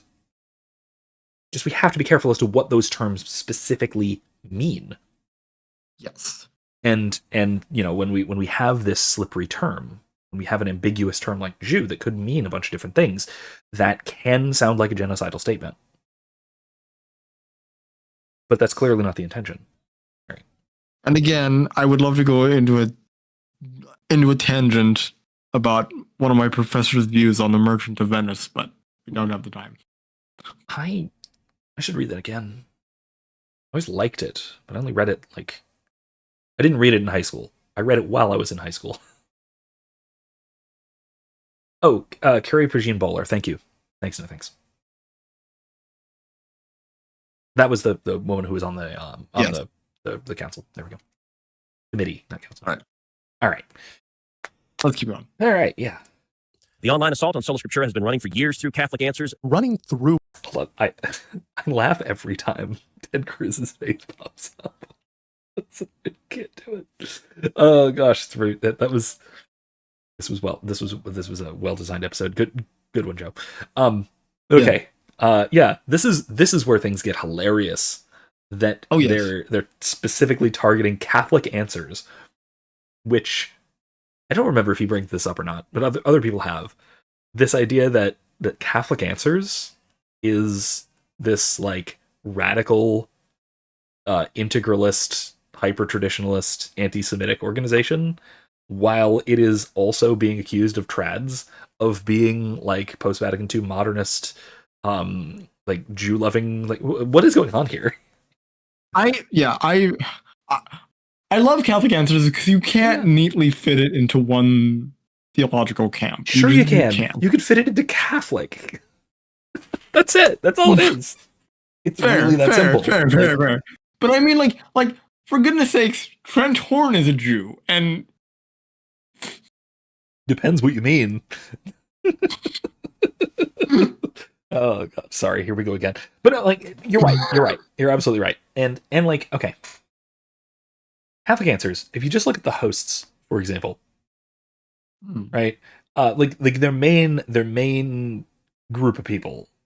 Like, you have somebody like Patrick Coffin, who's no longer with Catholic Answers, to be fair, but he was, after he left Catholic Answers, was a sedevacantist for like, I don't know, 8 years or something. I don't think he is anymore. Yeah. He is a Benedictist, from what I recall. Right. After Benedict died, I think he accepted Francis. I'm not sure though. No. No, he didn't. No. Oh, I thought I saw something about that. Okay. He believes that Benedict XVI was the last rightful pope. I thought he accepted Leo. He did, but then he was like, now Leo Francis 2.0. It was very easy. Okay, well, anyway, but you have somebody like Patrick Coffin, then you have somebody like Cy Khaled, who's really he's just a funny middle-aged dad. That's all he is. Who says Catholic things, right? And then you got the like, you have plenty of people on Catholic Answer staff who are vehement defenders of Vatican II. And so you have all sorts, right? Except for heretics. I don't think you have any explicit heretics currently on staff, at least. I could be wrong, but I don't think I am. And you got Joe, right? Joe is, Joe, forgive me if you happen to see this and I'm reaching here or incorrect, but I think is like relatively liberal politically speaking, at least by Catholic standards. Like, that's not, Catholic Answers is far from ideological in almost any sense. So I just they tend to stay out of politics unless there's like some really clear theological statement they need to make about a certain politician. Right, which is rare, but it does happen. Yes. What was it? It was when I know they talked about. I can remember when Cardinal I can remember gave that award. I can remember when I can remember when the news broke about Nancy Pelosi having a fight with her bishop, and Catholic Answers stepped in and they talked about that. Here's where we stand on. And I mean, also, it's a call-in show, primarily a call-in show, so they're going to be talking about politics once in a while when people call in and ask about politics. But they're also usually pretty moderate about it, even if the individual hosts are more radical. They don't bring that to the show, right? You know, they don't bring that to the organization. But anyway, yeah, it's yeah, yeah. I think this is hilarious lunacy. Catholic Answers is some sort of secret pipeline to, this great To some kind of anti-Semitic ultra rad anti-Semitic. or something. Ultra Yeah. anti-Semitic, yes, naturally. All right, hold on. All right, so let me look at there's some stuff going on in the chat that's potentially interesting here. Okay, so Starlight at Dusk. Hello, welcome. So as far as I know, nobody on Catholic Answers is openly heretical. Okay, good. Glad I'm right on that. Catholic Answers is kind of compromised partially by their location in San Diego. Although they've spread out, I will say, I think that's helped them, frankly. McElroy used to be bishop there. I don't know if they have another bishop yet. I think it's still McElroy, but I'm not completely sure. And yeah, look, it's Southern California. It's not like it's California. If the new bishop puts pressure on them to be quote mainstream, not criticize shenanigans among bishops. Yeah, and I will say, like, that's reasonable, honestly. Right. It's totally reasonable to not want to get into church politics, especially if you're evangelical outward facing. Right? Catholic Answers, the whole point of Catholic Answers is to reach out to non-Catholics. At least that's the primary function. And if you have an evangelical purpose like that, probably don't want to be putting on free display how the sausage is made. That's not going to convert anybody, frankly. No potential convert is going to want to know about the latest Episcopal drama. Right. And this is why, for a while, I was very hesitant to be a follower of an organization like Church Militant, who really did go after a lot of the political infighting within the church. I mean, thank goodness they've been shut down now, but some of that stuff that they were promoting and were pushing got very, very seriously dark. Yeah. Anyway, yeah, I have a love-hate relationship with Taylor Marshall, so there's that. Oh, yeah, he's another one. I'm a member of an organization he started. I'm part of the Troops of St. George, which is a it's not advertised as such, but it's basically a Catholic Boy Scouts alternative. It's a great like father-son camping type organization. It's great. But also he's a little bit of a lunatic sometimes. So there's that. Yeah. Anyway, I mean, to be fair, Laura Horn did try and get him back on the straight and narrow. Oh, did she? Which I found. I don't actually remember this. Which I found hilarious. She basically posted a parody YouTube video about Taylor Marshall, and he was laughing hysterically. So I didn't know about that. She tried to mend the fence. She's really Marshall. funny. Okay, she's very funny. She is. Yes. Anyway, all right. So yeah, let's. All right. Can we actually back up a couple seconds because I really want to hear look at that face? Robot Ted Cruz make this claim again. Oh, sure. Hold on. Let me go back to Robot Ted Cruz. Here we go. Let's try that. All right. Then I think you're going to run into some problems. But okay. Here's where Catholic Answers gets called out. The online assault on Sola Scriptura has been running for years through Catholic Answers. Running through Catholic Answers is such bizarre conspiratorial language. It's not, hey, a lot of Catholics working for Catholic Answers are against Sola Scriptura and debate it and show why it doesn't work. It's rather that somebody is running this through us. I don't know who that somebody is. I guess the Russians. But like Alexander Dugin isn't even Catholic. So I don't know, maybe he was secretly behind the creation of Catholic Answers nearly 50 years ago, but that doesn't really make sense because his book came out in 1997, long after Catholic Answers. But okay. So the online assault. I love how many conspiracy, like anti-Catholic conspiracies, especially involve time travel or would require time travel. All of the conspiracies surrounding Catholic, it just seems like one giant pancake stack of conspiracies. They just seem to be building here. Or like how one of my favorites is, do you know Tom Woods? I've heard the name, but I don't think I know that much about him. He's a libertarian historian, but he's also a relatively traditional Catholic. He literally wrote the book on the traditional Latin Mass that had the imprimatur of Benedict XVI. But he often, by a lot of his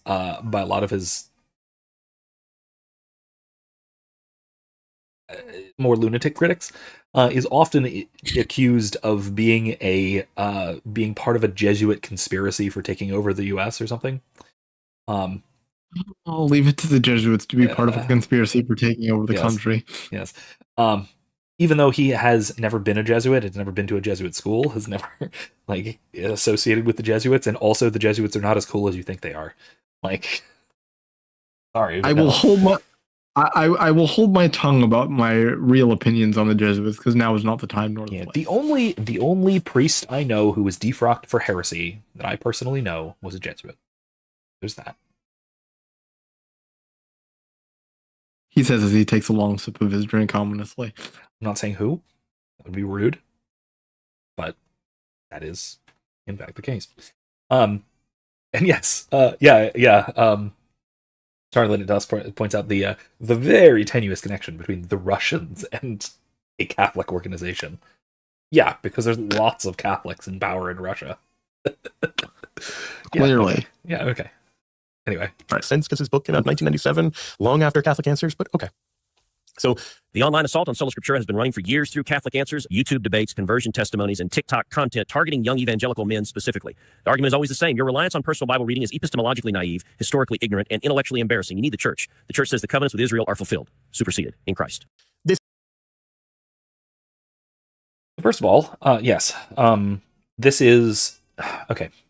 Why he says it's been going on for years, to be as charitable as possible to ChatGPT here, to RoboTed. It's because this attack really only started working in the face of the new atheists. Mm-hmm. That this kind of intellectualization of the faith really took off in the early 2010s, in the early onesies. Before that, before the turn of the millennium, there was a long period where Christians of all stripes were far less intellectually rigorous, and a lot of people like Bishop Robert Barron, honestly, people like the Catholic Answer staff, have lamented that, and have almost, and in some cases, people like Edward Fazer have even thanked the new atheists for compelling the church to start thinking again. And so this attack, Right. that while Sola Scriptura is epistemologically naive, historically ignorant, and intellectually embarrassing. Well, yeah, because if you hold to it, then the atheists will come after you, and they'll make you look silly. I mean, and it's funny you pointed out earlier that a lot of the staff of Catholic Answers is very, vehemently pro Vatican II, because I've heard a conspiracy that basically Vatican II caused a lot of anti-intellectualism within the church's theology. I don't think it did, because it certainly, because we see the same trend in Protestantism, and they certainly weren't listening to the Second Vatican Council. I think it was a cultural trend that sort of coincided with Vatican II. Mm-hmm. And quite frankly, maybe even I've heard arguments that the council sort of helped to mitigate that trend to some degree, but not enough. I don't know if I completely stand by that, but certainly John Paul II tried desperately to mitigate that trend and was not as successful as I wish he had been. But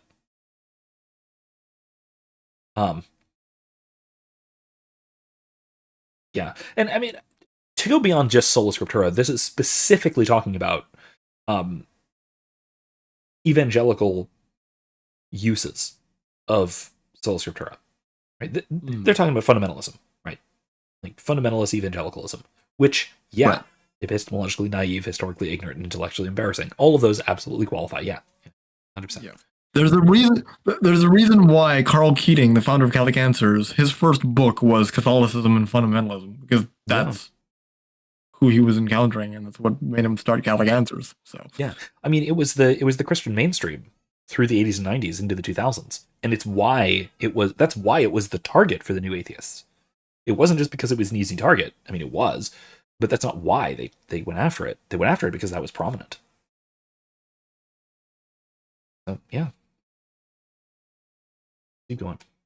This is an overly unnuanced treatment of the church's view that we would say the covenants are fulfilled. Superseded is not a great way of describing that. That Christ comes to fulfill the promises to Israel. He is the Jewish Messiah, after all. And so the idea that those covenants remain unfulfilled and therefore operative because they're not fulfilled would be a repudiation of Christ, as if he didn't come. Now, okay, so that's controversial. He's not saying it like it's controversial, but that's controversial even within Catholicism because supersessionism is an acceptable view. It has never been condemned, and it is slightly different from fulfillment theology, which is what he's putting forward as sort of the Catholic view. No, I side with Joe here. I think he's actually correct. I think that is the right view, but it's not so simply the Catholic view. Okay, I side with Joe insofar as I understand the difference. There are probably nuances that I don't quite get, so there is that.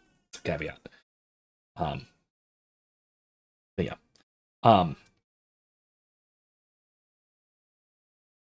Yeah, the other point though, like,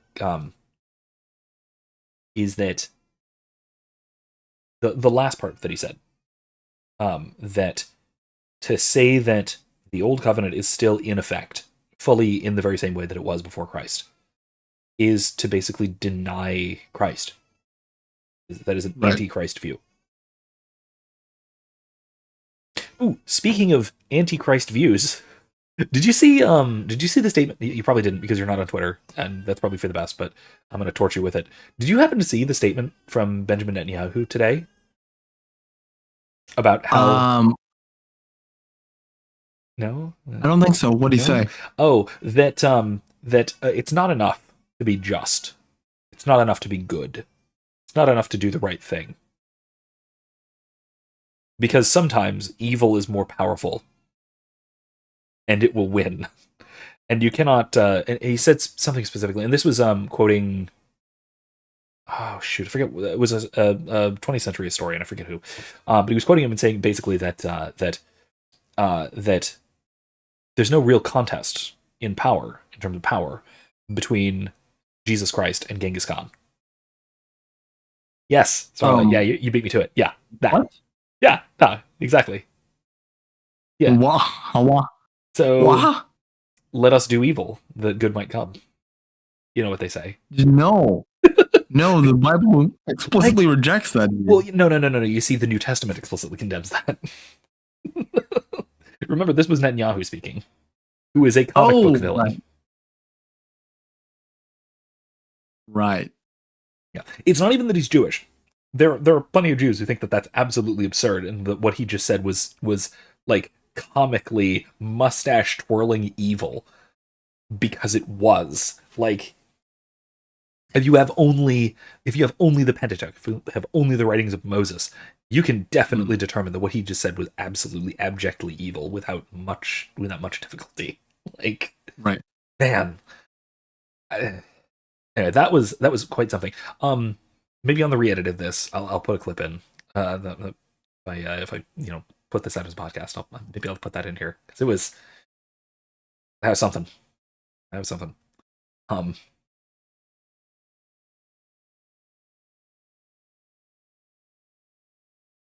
So no thanks. I'm actually not sure of that. What you're referring to in Romans 8, saying that Jews are still under the law and Christians are not under the law. I think that if I'm not mistaken, Romans, think he's talking about the use of the law, that is the Mosaic law, the ceremonial law, as a kind of accuser. To demonstrate the need for the redemption of Christ or something along those lines.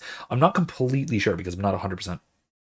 Right. I think what he's getting at, Romans does mention that since the Jews basically rejected Christ, that they're basically still bound by the old law. Right. What I recall. But also, remember, Paul also says a bunch of times, in Romans even, at least, as well as a bunch of other places, that the law can't save you. Right. Because no man can fulfill the entirety of the law. Which, I mean, again, that goes back to Moses as well. Do you know who didn't fulfill the law? Moses. Yep. Right? That's kind of important to remember. But yeah, no, that's I think at least that's the point that he was making there. I could be wrong. I could be it could be something else. That's possible, but I think that's what he was getting at. It's a good point. Good question. All right, let's keep going. By the way, if you do want to look at the clip of what Netanyahu was saying, I did retweet it today. So if you're following me on Twitter for some reason, over there.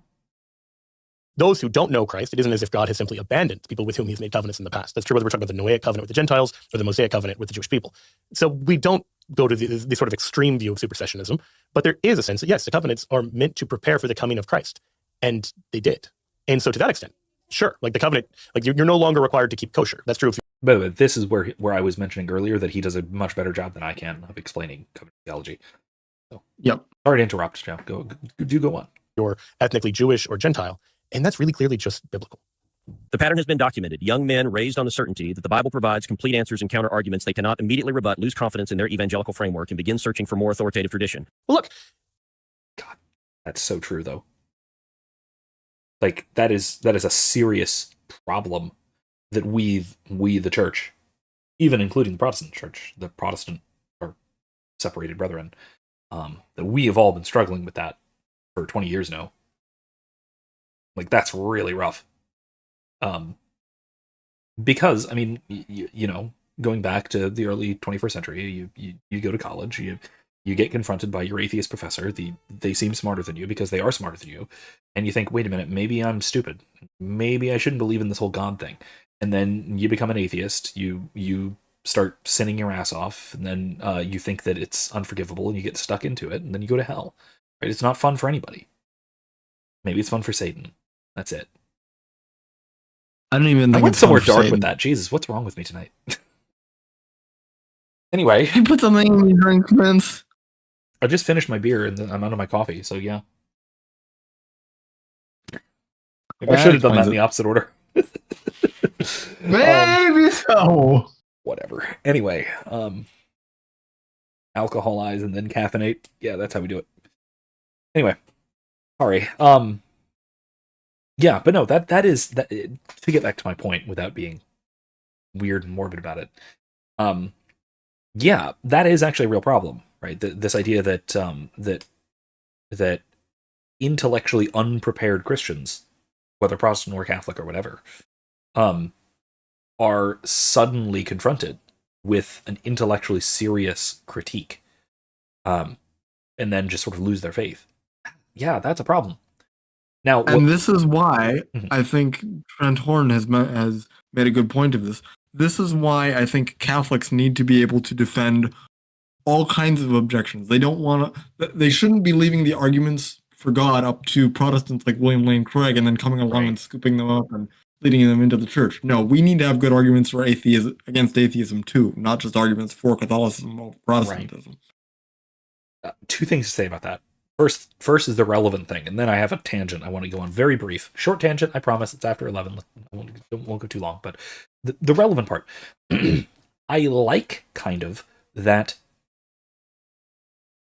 Maybe it's funny, at least that that ChatGPT here, or TEDBot, is accusing Catholics of appropriating that atheist technique of bamboozling these poor uneducated Protestants and making their beliefs seem foolish and then deconverting them. Because, I don't know, should we be picking up those sorts of tools? I mean, because we have the intellectual tradition. We can do it. I don't know. Is there something underhanded about that? Right. There should be a question of, even though we can, should we? Right. And I don't actually think that is the primary technique for at least professional Catholic apologists. I mean, sure, you see it on social media, but right. Yeah, definitely not Catholic answers. Right. Yeah. So anyway, that's something I think we should consider about whether that is a technique worth using.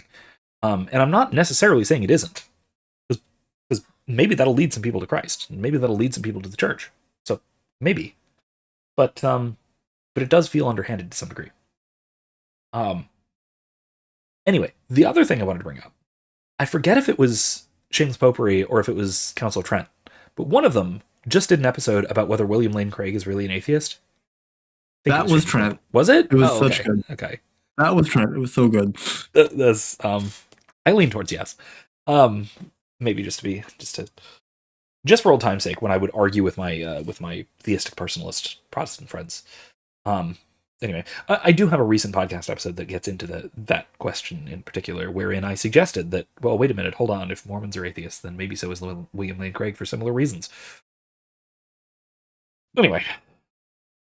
Maybe Sean heard your podcast. Yeah, maybe I'm one of those voices online who is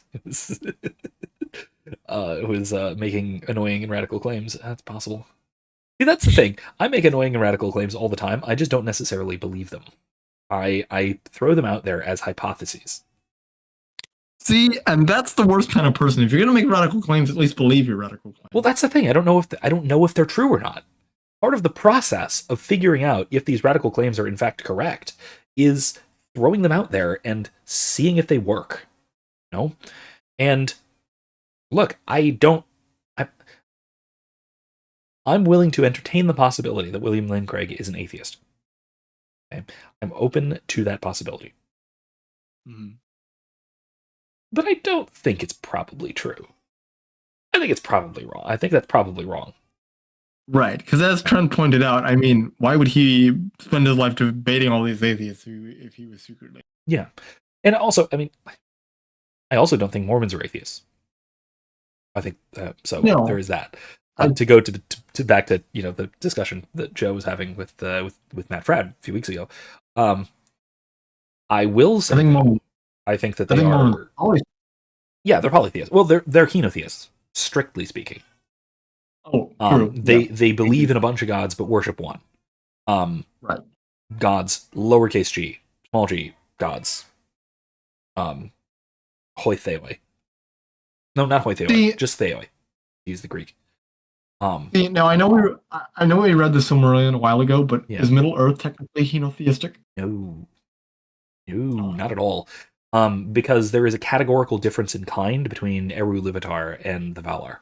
The Valar are what we would call gods. Eru Luvatar is what we would call God, like capital G, or what would be in Greek Hotheos. Again, I'm going to go back and listen to my last podcast episode about Socrates, where I go into a lot of these distinctions. No, that said, I will call William Lane Craig the same thing that David Bentley Hart called him, which is a monopolytheist. He believes in a lowercase g God. Seems like that there's only one of them. Oh, right, because he denies divine simplicity. I forgot about that. And a bunch of other divine attributes, too. He denies immutability, eternity. I'm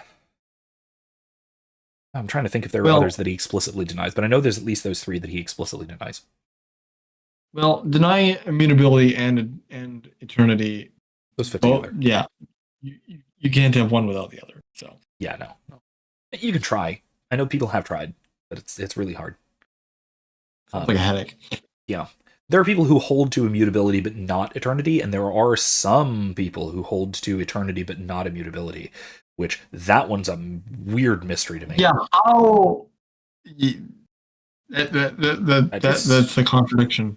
It is. I agree. God, you guys in the chat are kind of going off on this subject, and I want to move on. Sorry. Keep going. It's fascinating. I'll go back and read this later. Anyway, all right, let's keep moving, shall we? If your version of Sola Scriptura can't actually solve these problems, if it doesn't resolve these covenantal interpretation issues, or it doesn't settle these major questions of whether I should be this kind of Protestant or that kind of Protestant, yeah, maybe that is a sign that you have an unworkable framework. That's not some malicious conspiracy. Just like when people are confronted by the consequence of their actions and change their views, it's not a conspiracy. They're just coming to realize, like, oh yes, I had this naive view that if we always read the Bible, we would interpret it the same way my church did, and now I find out that there are smart, holy Christians who interpret the Bible differently than I do, and so there's clearly something more that's necessary. That's just part of maturing. And the more people do that, the more they realize that a lot of Sola Scriptura's claims turn out not to be really workable. Like, if you think it's important that we have clear answers on this, and then you see that Sola Scriptura practitioners don't agree on what those clear answers are, then I do think it creates a problem that needs to be investigated. What gets discarded in that exchange reliably is the evangelical conviction that God's covenant with the Jewish people remains active and that Christians are obligated to stand with Israel. This is not accidental. It is systematic. Now, this is just delusion. Before he gets to what's delusional about it, I want to point out that once again, we're doing that thing where we're saying that, well, the goal of this theology seems to be political support for the modern nation state of Israel. That seems to be the important thing for our robot here. And once again, the theology is sort of in service to that, which, like I keep saying, this really gives away the game, that this shouldn't be surprising. This is the key element that kind of shows what is going on here, that this is a Lockean Enlightenment secularist view, and that's why it's being so anti-Catholic. Because again, it views theology and religion as something which is, or at least ought to be, primarily in service to the social cohesion brought about by the nation state. Mm-hmm.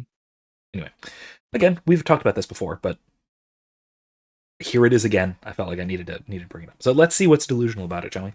Jewish people remains active and that Christians are obligated to stand with Israel. This is not accidental. It is systematic. Now, this is just delusional levels of conspiratorial thinking. The Catholic Church has been opposed to sola scriptura from the advent of sola scriptura being promoted as a distinct theological system in the 16th century. We find it addressed head-on at the Council of Trent. This is before there is a nation-state of Israel. The idea that this is some kind of conspiracy to get after Israel is a monomaniacal way of understanding theology, where everything is just interpreted through the lens of how does this change or impact our support for the nation-state of Israel. And it really does seem to make an idol of a country where everything serves Israel, including our theological commitments to scripture and tradition. Like when St. Paul tells the Thessalonians to hold fast what they've received from the apostles, whether by word of mouth or by epistle, he's not meaning that as an attack on the nation state of Israel. He's just telling you, sola scriptura is not how this works. All right, continuing. Okay, that's a really good point. Like that is, in addition to what I was saying, which I think is also a good point. I think he made a really maybe more obvious and still just as profound point that, man, the idea that Catholics wanting to convert Protestants or arguing against sola scriptura, that the goal of doing all of that is to undermine evangelical support of the state of Israel. Mm-hmm. I don't know if I've this is saying a lot, but I don't know if I've ever seen anything more insane on Twitter than that.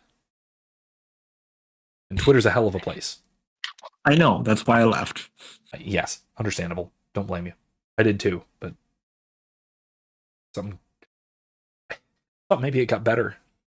Which it did, to be fair. It's not as bad as it used to be, but Oh, that's a stretch. bad in different ways, I guess. I don't know. It's still bad. Anyway, but Pick yeah, your poison. that though, this idea that okay, Starlight. No. To clarify. Starlight asks, did Cruz actually say these things? No. Not exactly. No. This is not actually the words of Ted Cruz. To clarify the whole thing, this was a sort of essay screed posted by an anon account called Insurrection Barbie, which is an account that's been around at least for a few years, and it's been one of those sort of Trump ride or die kind of MAGA accounts. Something like Cat Turd, if you're familiar with it as well. That one gets made fun of a lot too. But Ted Cruz, why this has come up and why this is actually like newsworthy, is that Ted Cruz reposted this, which is, again, if you read it, it reads a lot like AI. But Ted Cruz reposted this and said, mm-hmm. This is like super important. Read every word of it, or something like that. And it's clearly insane. I'm not even convinced he read the whole thing before reposting it. Because either that or he's insane. I mean, that is possible. He does seem like a bit of a crazy person. Yeah. Cruz said that to read every word of it and that this is absolutely important. He did not actually write it. So right. He's endorsing it, but maybe not with full knowledge and consent. So take from that what you will. Take it with a grain of salt. I don't want to give the impression that Ted Cruz is this profoundly dumb. I think you kind of need to be an AI to be this silly.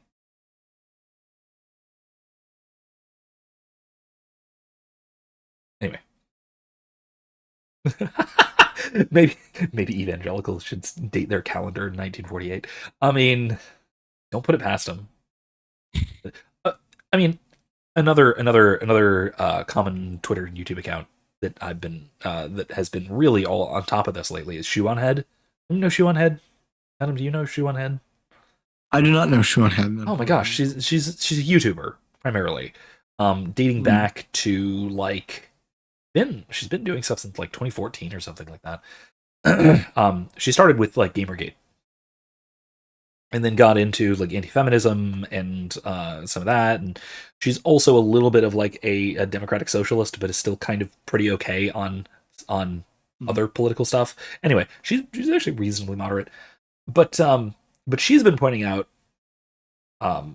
that so much of what's going on here, so much of what's responsible for Zionism and all of these wars and everything, is that they named it Israel.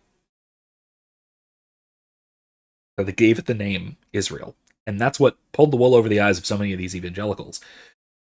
And she started referring to Israel as, quote, evangelical Wakanda, which is just great. Just a great name for it, I think. So, quick question. If this Shoe on Head is anti-feminist, is she as bad as Pearl? No, God, no. Oh, God, no. No. Okay, good. No. She just sort of criticizes a lot of the excesses of feminism. She's like I said, she's vaguely liberal herself. Her husband is a right-wing reactionary, but and so she gets pulled in that direction a bit, but oh, no thanks. Just to clarify, okay. That's actually quite important. I don't intend to use evangelical as disparaging or as pejorative, or as an insult or anything like that. I'm specifically talking about evangelical Christians, the group of Christians who hold to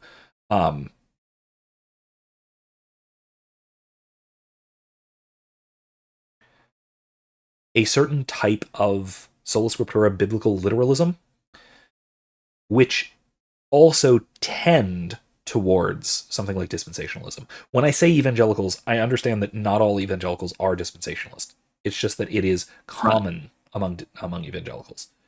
And it's shockingly uncommon, shockingly to some people at least, but it's extremely uncommon outside of evangelicalism. I mean it as a specific subset of Christianity, a set of denominations, more than anything else. Right. And yeah, I don't mean it to be insulting. Now, to be fair, I have been insulting them here and there. I will admit to that. But I don't want to give the impression that I just mean that as a pejorative, or that I think that there's nothing redeemable about them. Not true. I don't want to take it that far. Certainly.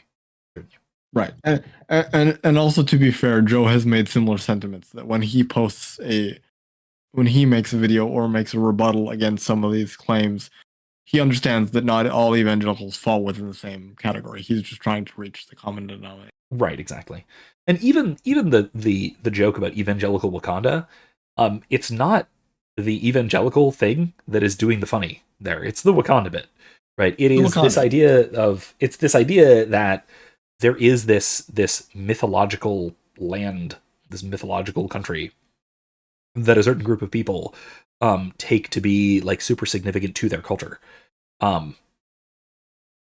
Like that there are people who there are mostly African Americans, American blacks. I mean, not just black people from around the world, but specifically Americans who think of Wakanda as a sort of cultural touchstone for them. Whether it's real or not. And I think the same applies to evangelicals, this subset of evangelicals with respect to the nation state of Israel. Mm-hmm. That it sort of forms a, what would you say, a central basis of their self-identity and their sort of common mythology or something like that.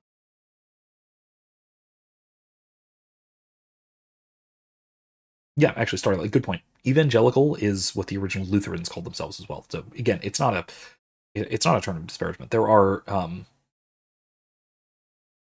even what I would call evangelical Catholics.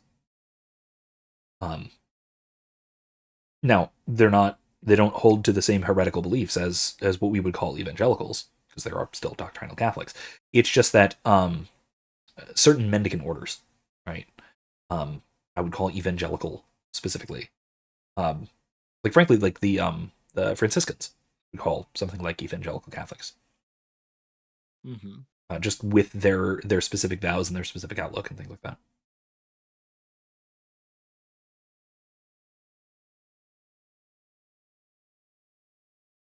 Yeah, All right, and let's again, keep. yeah, referring to them as dispensationalists does it is more precise.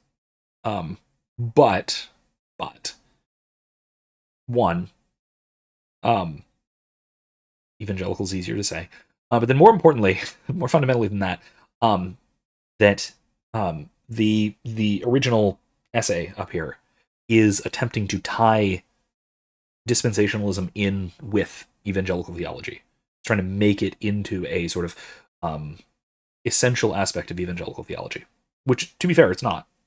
But actually, that's actually something worth noting, worth pointing out here, is that the OP here, the Insurrection Barbie, is the Chat GPT is trying very hard to make dispensationalism and also to make Zionism and to make all of these things fundamental to evangelicalism, right? And to say that, well, if we undermine these ideas, then we're undermining the basis of evangelical Christianity, which is not actually right. That's actually also something else worth criticizing about this that I don't think Joe really addresses in his critique as well. I hadn't actually thought of that, but that is actually pretty significant. It's important. It's similar in a respect to the idea that of sort of equating Judaism with Zionism, which discounts the idea that there's plenty of anti-Zionist Jews who think that that Israel is a kind of idol in a lot of ways, Mm-hmm. or just that it's not politically a good idea. There's also some of those. So again, yeah, that's a good point. Good point. Let's keep going for a bit. We'll probably wrap this up soon. We're not going to get through the. there's still 15 minutes. Oh gosh. All right. Well, let's keep going for now. In the article. This is what they call the Trad Catholic online pipeline.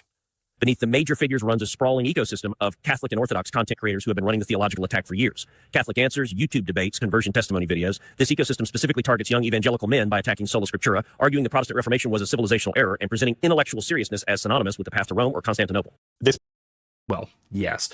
But, I would actually take.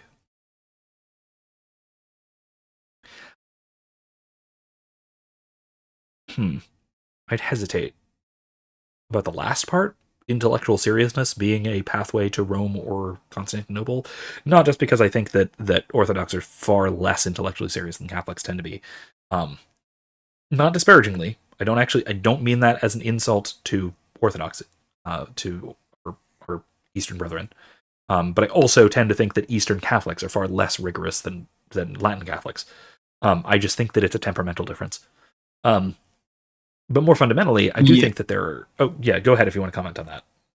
I was going to say from my studies of Eastern Orthodoxy and Catholicism and Eastern Catholicism, the left lung of the church seems to be far more mystical than our own. Yes, they are, and mystical in not in both positive and negative ways, right? On the one hand, they seem to be terrified of precise definitions, which irks me as a Westerner. But at the same time, I greatly admire the spirituality, and of the sort of Eastern mysticism. And by Eastern mysticism, I don't mean like Oriental. I mean like Eastern Catholic, Eastern Rite mysticism. That the seriousness with which they take their religious practice is something that that I, as a very, I don't know, like autistically minded Westerner, so to speak, I can't get to. Like, I can't do that. That's not in my temperament. Um, but there's plenty of times I wish it were, and there's a lot to admire about that. But That anyway, will be my new nickname for you, Vince. autistically minded Artistically Westerner. Artistically minded Westerner. I dig it. All right, I'm cool with it. Yeah, no, exactly. Lord Guan, good point. Yeah, I love the Eastern Catholic Church, best of both worlds. Yeah, I love them too. I would never be one. It's just not temperamentally for me. That's all. I greatly admire what they do. I greatly admire them. But I am not that sort. That's all. I'm spiritually dry and perfectly fine with that most of the time. So yeah.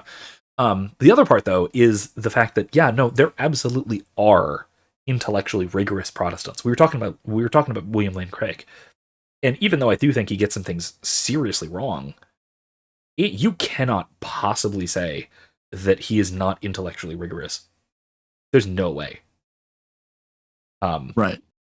I would like argue the Alvin same thing Flanagan. about Dr. Alvin Flanagan is another great Yeah. example. He's absolutely brilliant. I think he gets some things seriously wrong, not least of which is denomination, but he gets some things seriously wrong here and there. But man, he's one of the most brilliant Christian philosophers in, I don't know, the last century. He's a Protestant. I would say even on the theological front, someone like Dr. Gavin Ortland is a Yeah, true, phenomenal. true. I mean, okay, maybe a step down from somebody like Flanagan, but still, Right. yeah. No, Still. Orland's he Smart guy. is absolutely smart. He absolutely takes the faith seriously, intellectually seriously. And so, yeah, no, I don't think that it's as simple as saying, well, if you're intellectually rigorous and serious, then you'll just swim the Tiber and come home to Rome. Like, no, not necessarily.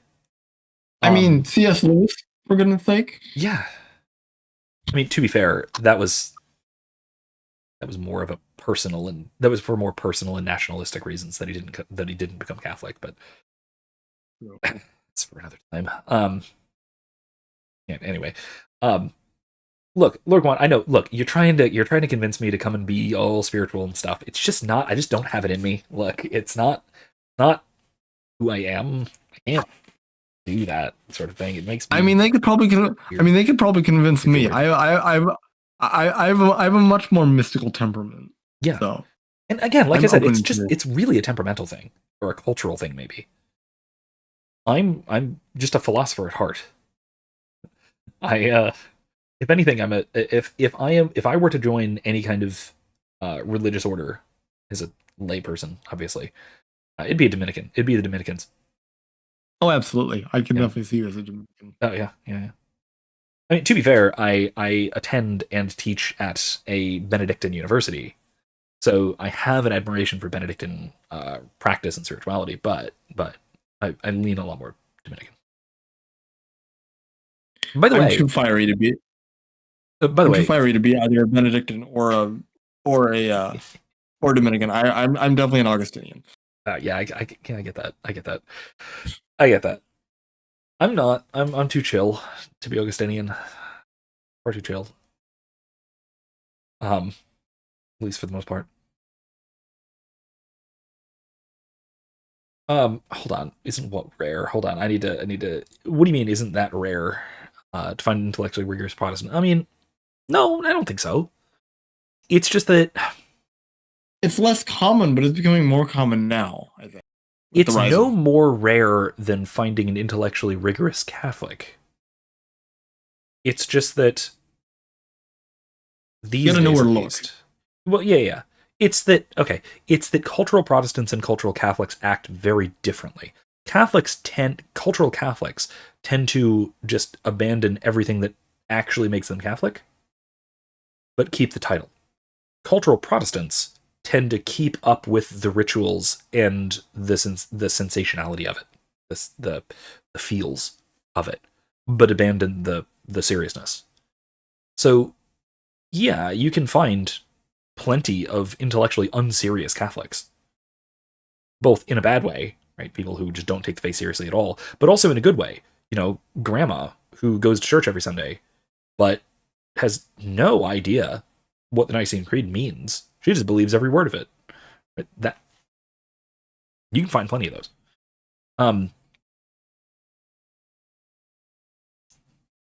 No thanks. Stop it. Stop comparing mendicant orders to Hogwarts houses. I hate that that's a good comparison. It is, unfortunately. I'm sorry. It is. I hate that that's a good comparison. But it is. Speaking of that, not to get off on too much of a tangent, Yeah. with me being a Ravenclaw, you'd think I would be naturally attracted to the Dominicans, but I don't know, Augustine is just too strong of a pull.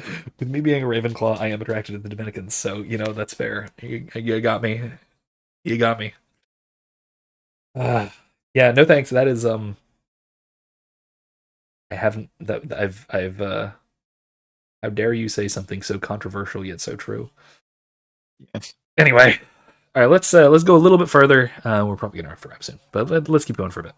This part is very repetitive, so I apologize. But this is what you get when you have an 8,300 word article. The pattern has been documented. Young men raised on biblical certainty encounter sophisticated arguments they cannot immediately rebut, lose confidence in their evangelical framework, and convert. Now look, I'm all for biblical certainty. I'm not for conflating that with sola scriptura, because biblical certainty doesn't mean you are certainly going to understand the Bible correctly.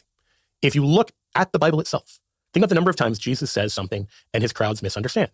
So if somebody said, oh, these people are misunderstanding, and you said, wow, I can't believe you don't believe in the certainty of Jesus' words, that would be a completely inappropriate response. The problem is not with Jesus' words. The problem with people not knowing how to understand Jesus' words, and frequently the understanding is very simple. They understand it very literally and very unintelligently, and that turns out to be wrong.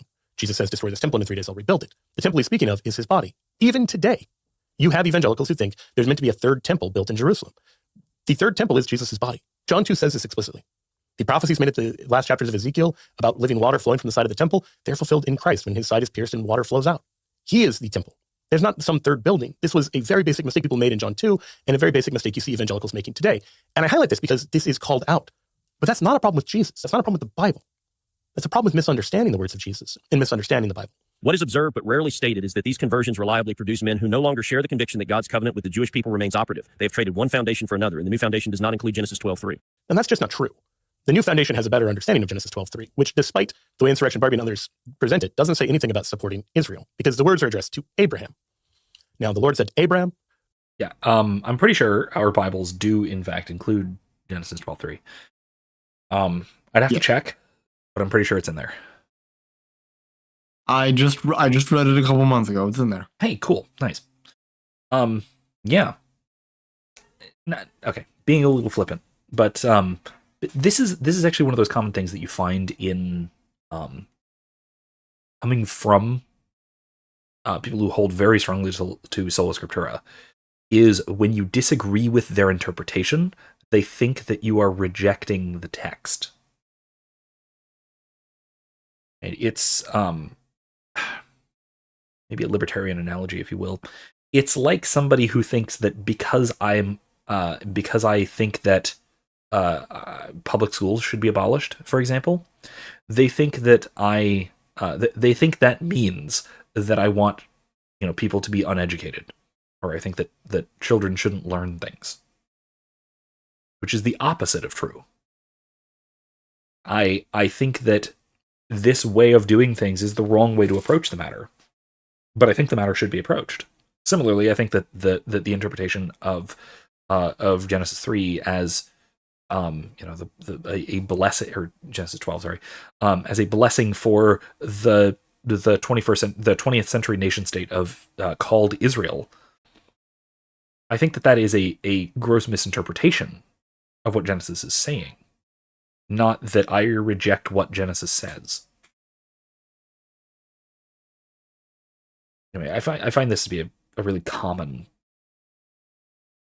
annoying route of argument. Anything else before we look to the him sort of explicating the text? Nope, I don't think so. We're good to move on. All right. Go from your country and your kindred and your father's house to the land that I will show you, and I will make of you a great nation, and I will bless you and make your name great, so that you will be a blessing. I will bless those who bless you, and him who curses you I will curse. And by you all the families of the earth shall bless themselves. So then the question becomes, okay, well, obviously this includes more than just Abraham personally. This is going to be something where it includes his descendants. Which descendants? And as I've addressed before, if you go off bloodline, it would be his oldest son, Ishmael. But if you instead go off of the covenantal promises, it would be his younger son, Isaac. And Jews and Christians agree it's Isaac. Muslims would say it's Ishmael. St. Paul talks about this in Galatians chapter 4, that it is written that Abraham had two sons, one by a slave and one by a free woman. But the son of the slave was born according to the flesh, the son of the free woman through promise. And he says, now this is an allegory. These women are two covenants. One is from Mount Sinai, bearing children for slavery. She is Hagar. Now, Hagar is Mount Sinai in Arabia. She corresponds to the present Jerusalem, for she is in slavery with her children. Notice what Paul is saying here, that in his day, there were Jewish people who insisted they had right to the covenant because they were of the bloodline of Abraham. And Jesus had warned them, don't say you're children of Abraham. God can raise up children from these very stones. And he says to the Pharisees that they're of their father, the devil. I mean, very strong language. Don't just claim that you have this lineage from Abraham. Because as Paul is pointing out here, that would logically be a better argument for Ishmael to raise. So you're using Ishmael kind of thinking. So present Jerusalem is using this slave thinking. Hagar's this image of slavery. She is Egyptian. She is a slave. And she represents not the freedom of the covenant. The freedom of the covenant is by faith and not by bloodline. And so Paul says, but the Jerusalem above is free and she is our mother. That when we are talking about Israel, when we're talking about Jerusalem, we're talking about the Jerusalem above. So says St. Paul. Now, sometimes you have to be careful in reading scripture when he's talking about the Jerusalem above and when he's talking about the present Jerusalem. But that's the distinction. He's clearly distinguishing these two. But Ted Cruz has... Okay. Yeah. So to answer No Thanks' question about whether we check the original Hebrew, I can't.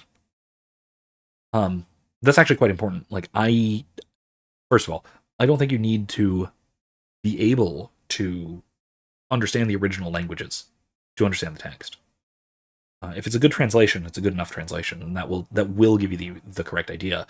To think that you have to know the original language is, funny enough, another Ishmaelite error. That is the way Muslims approach their Holy Scripture. Now, it can be clarifying, right? It can be. However, it's, I think, best clarified by, frankly, the magisterium, by the church. Because in forming doctrines around these, around the scriptures, the church is aware of and examined the original text, the original languages, the cultural context, all of that. And so that's why I think it is most appropriate to defer to the tradition when interpreting scripture. Now, again, or we could defer to St. Paul. Right? St. Paul spoke Hebrew. St. Paul was very familiar with Genesis, and so in when he's talking about this in when he's talking about this in Galatians about the spiritual Israel, the spiritual Jerusalem, right, he's referencing that bit of Genesis 12 and into 13, right? In 14, I think, is when Isaac was born. I'm trying to remember exactly which chapters, but in any case, that section of Genesis about Abram and Abraham, Abram who became Abraham, that we have to interpret what is meant by this nation that is descended from Abraham. Well, descended in what way? And of course, I think that Paul has a good argument for this, like he's pointing out, that it is in fact a covenantal descent. Right? Those who are faithful to the covenant are the descendants of Abraham, not necessarily those who are blood related, because again, that would be the tribe of Ishmael. That would be Arabs, essentially.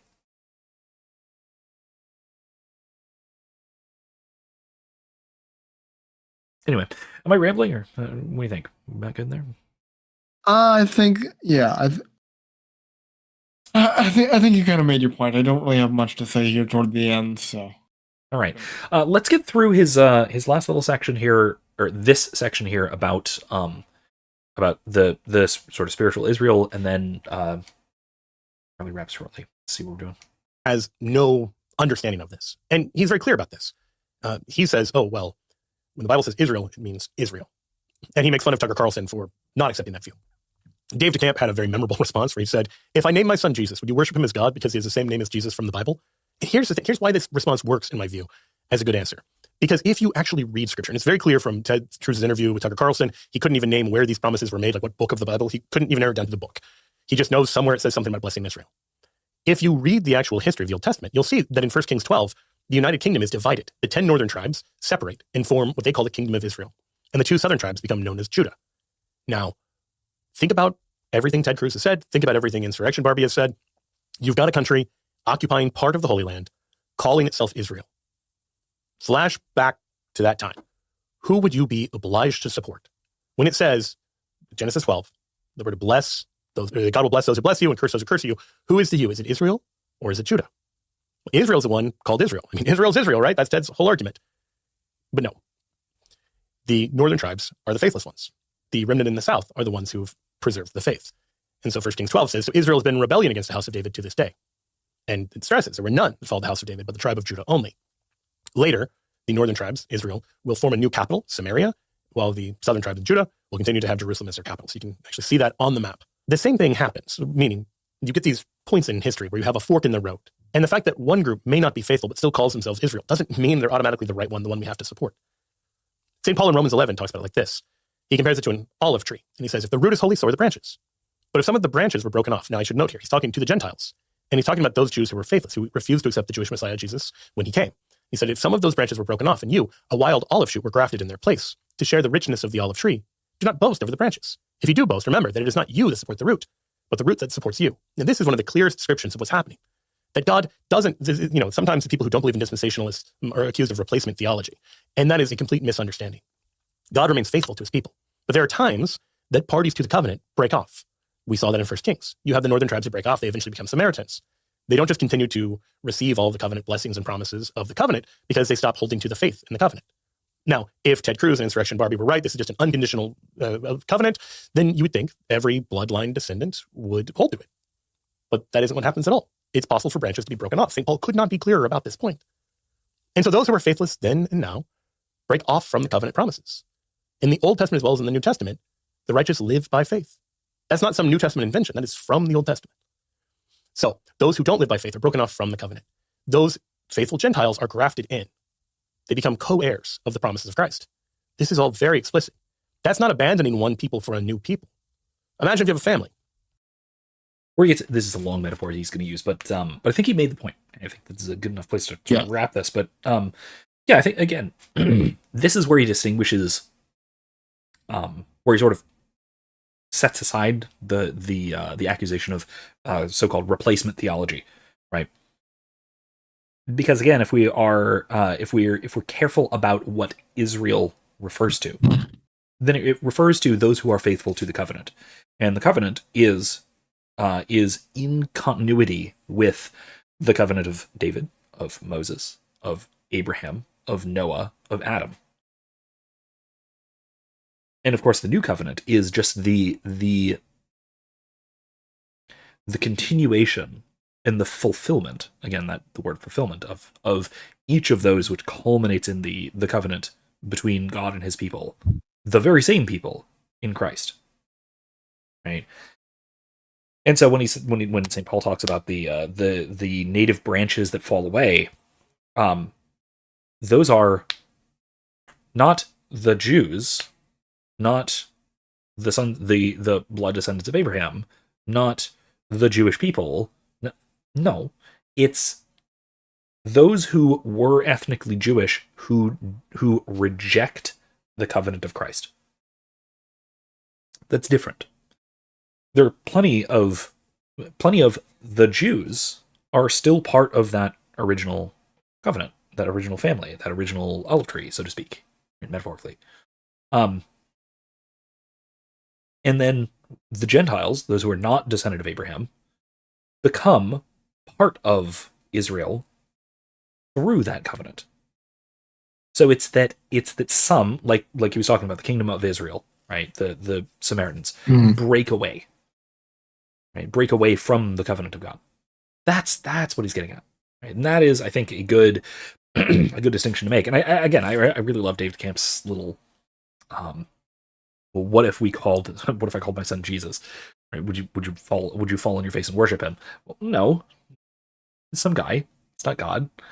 And I think that's also where I I really like Shuanhead's point about evangelical Wakanda being Israel. It's just because the Zionists named their nation state Israel that that a lot of dispensationalists and a lot of evangelicals sort of fall for this, right? They fall for this kind of equivocation. Yeah. And by the way, Speaking if you read some of the early Zionists, and some of their arguments for naming it Israel, because that was not immediate, that was not universal, that was not the only proposed name.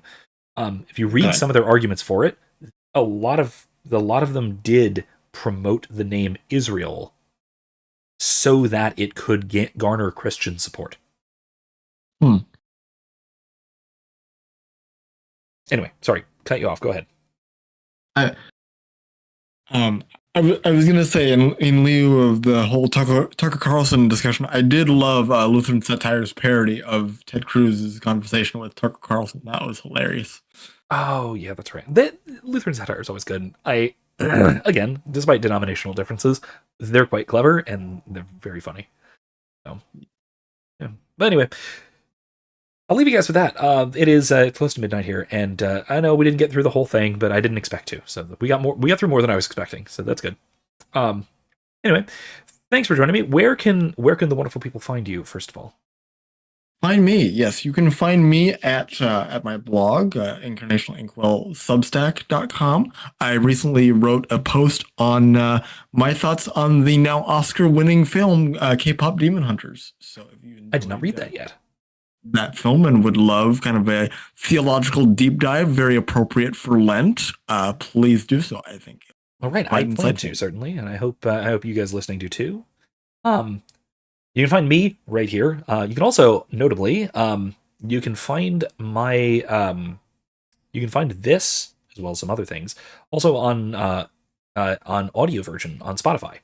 I'm going to be editing this together with some other things and throwing that up there over this weekend. This will be the next episode of my stupid little podcast, so to speak. So look forward to that. Take a look over there. In addition, I should have mentioned this earlier because I could have gotten money, but this channel is officially level 1 monetized. So you can in fact become a YouTube member if you'd like to. I have not rolled out any specific benefits for that yet, but once I start getting some members in there, I certainly will be. So if you'd like to contribute to me doing that, please do. Otherwise, also feel free to continue donating at ko-fi.com/Professor McCoy. That is probably the most direct way of helping me continue doing this stuff.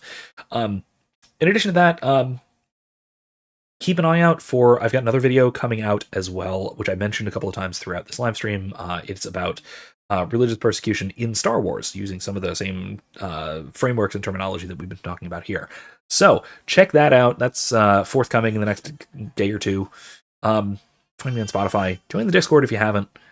And yeah, that's about right.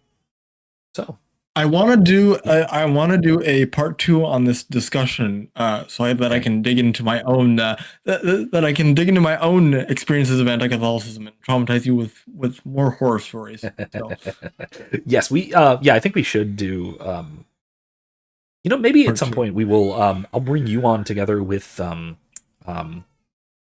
Haro, who's been on the channel before as well, because I know he has some. Not necessarily persecution experiences, but he grew up Mennonite, and so when he converted to Catholicism, he had some serious familial tensions and things like that, and so he has some interesting stories to that effect that we've talked about. So that might be a cool conversation. Well, I would love some kind of anti-Catholicism horror story roundtable with me. And I have shockingly few, so I'll just host. Okay. Pleasantly, I will say. I'm glad to say. But anyway, that's all we got for tonight. So thank you guys for joining me. Yeah, wonderful thank evening. you. And remember, don't be safe, be well, more importantly, be good, as we always say. Be good. Good night, folks.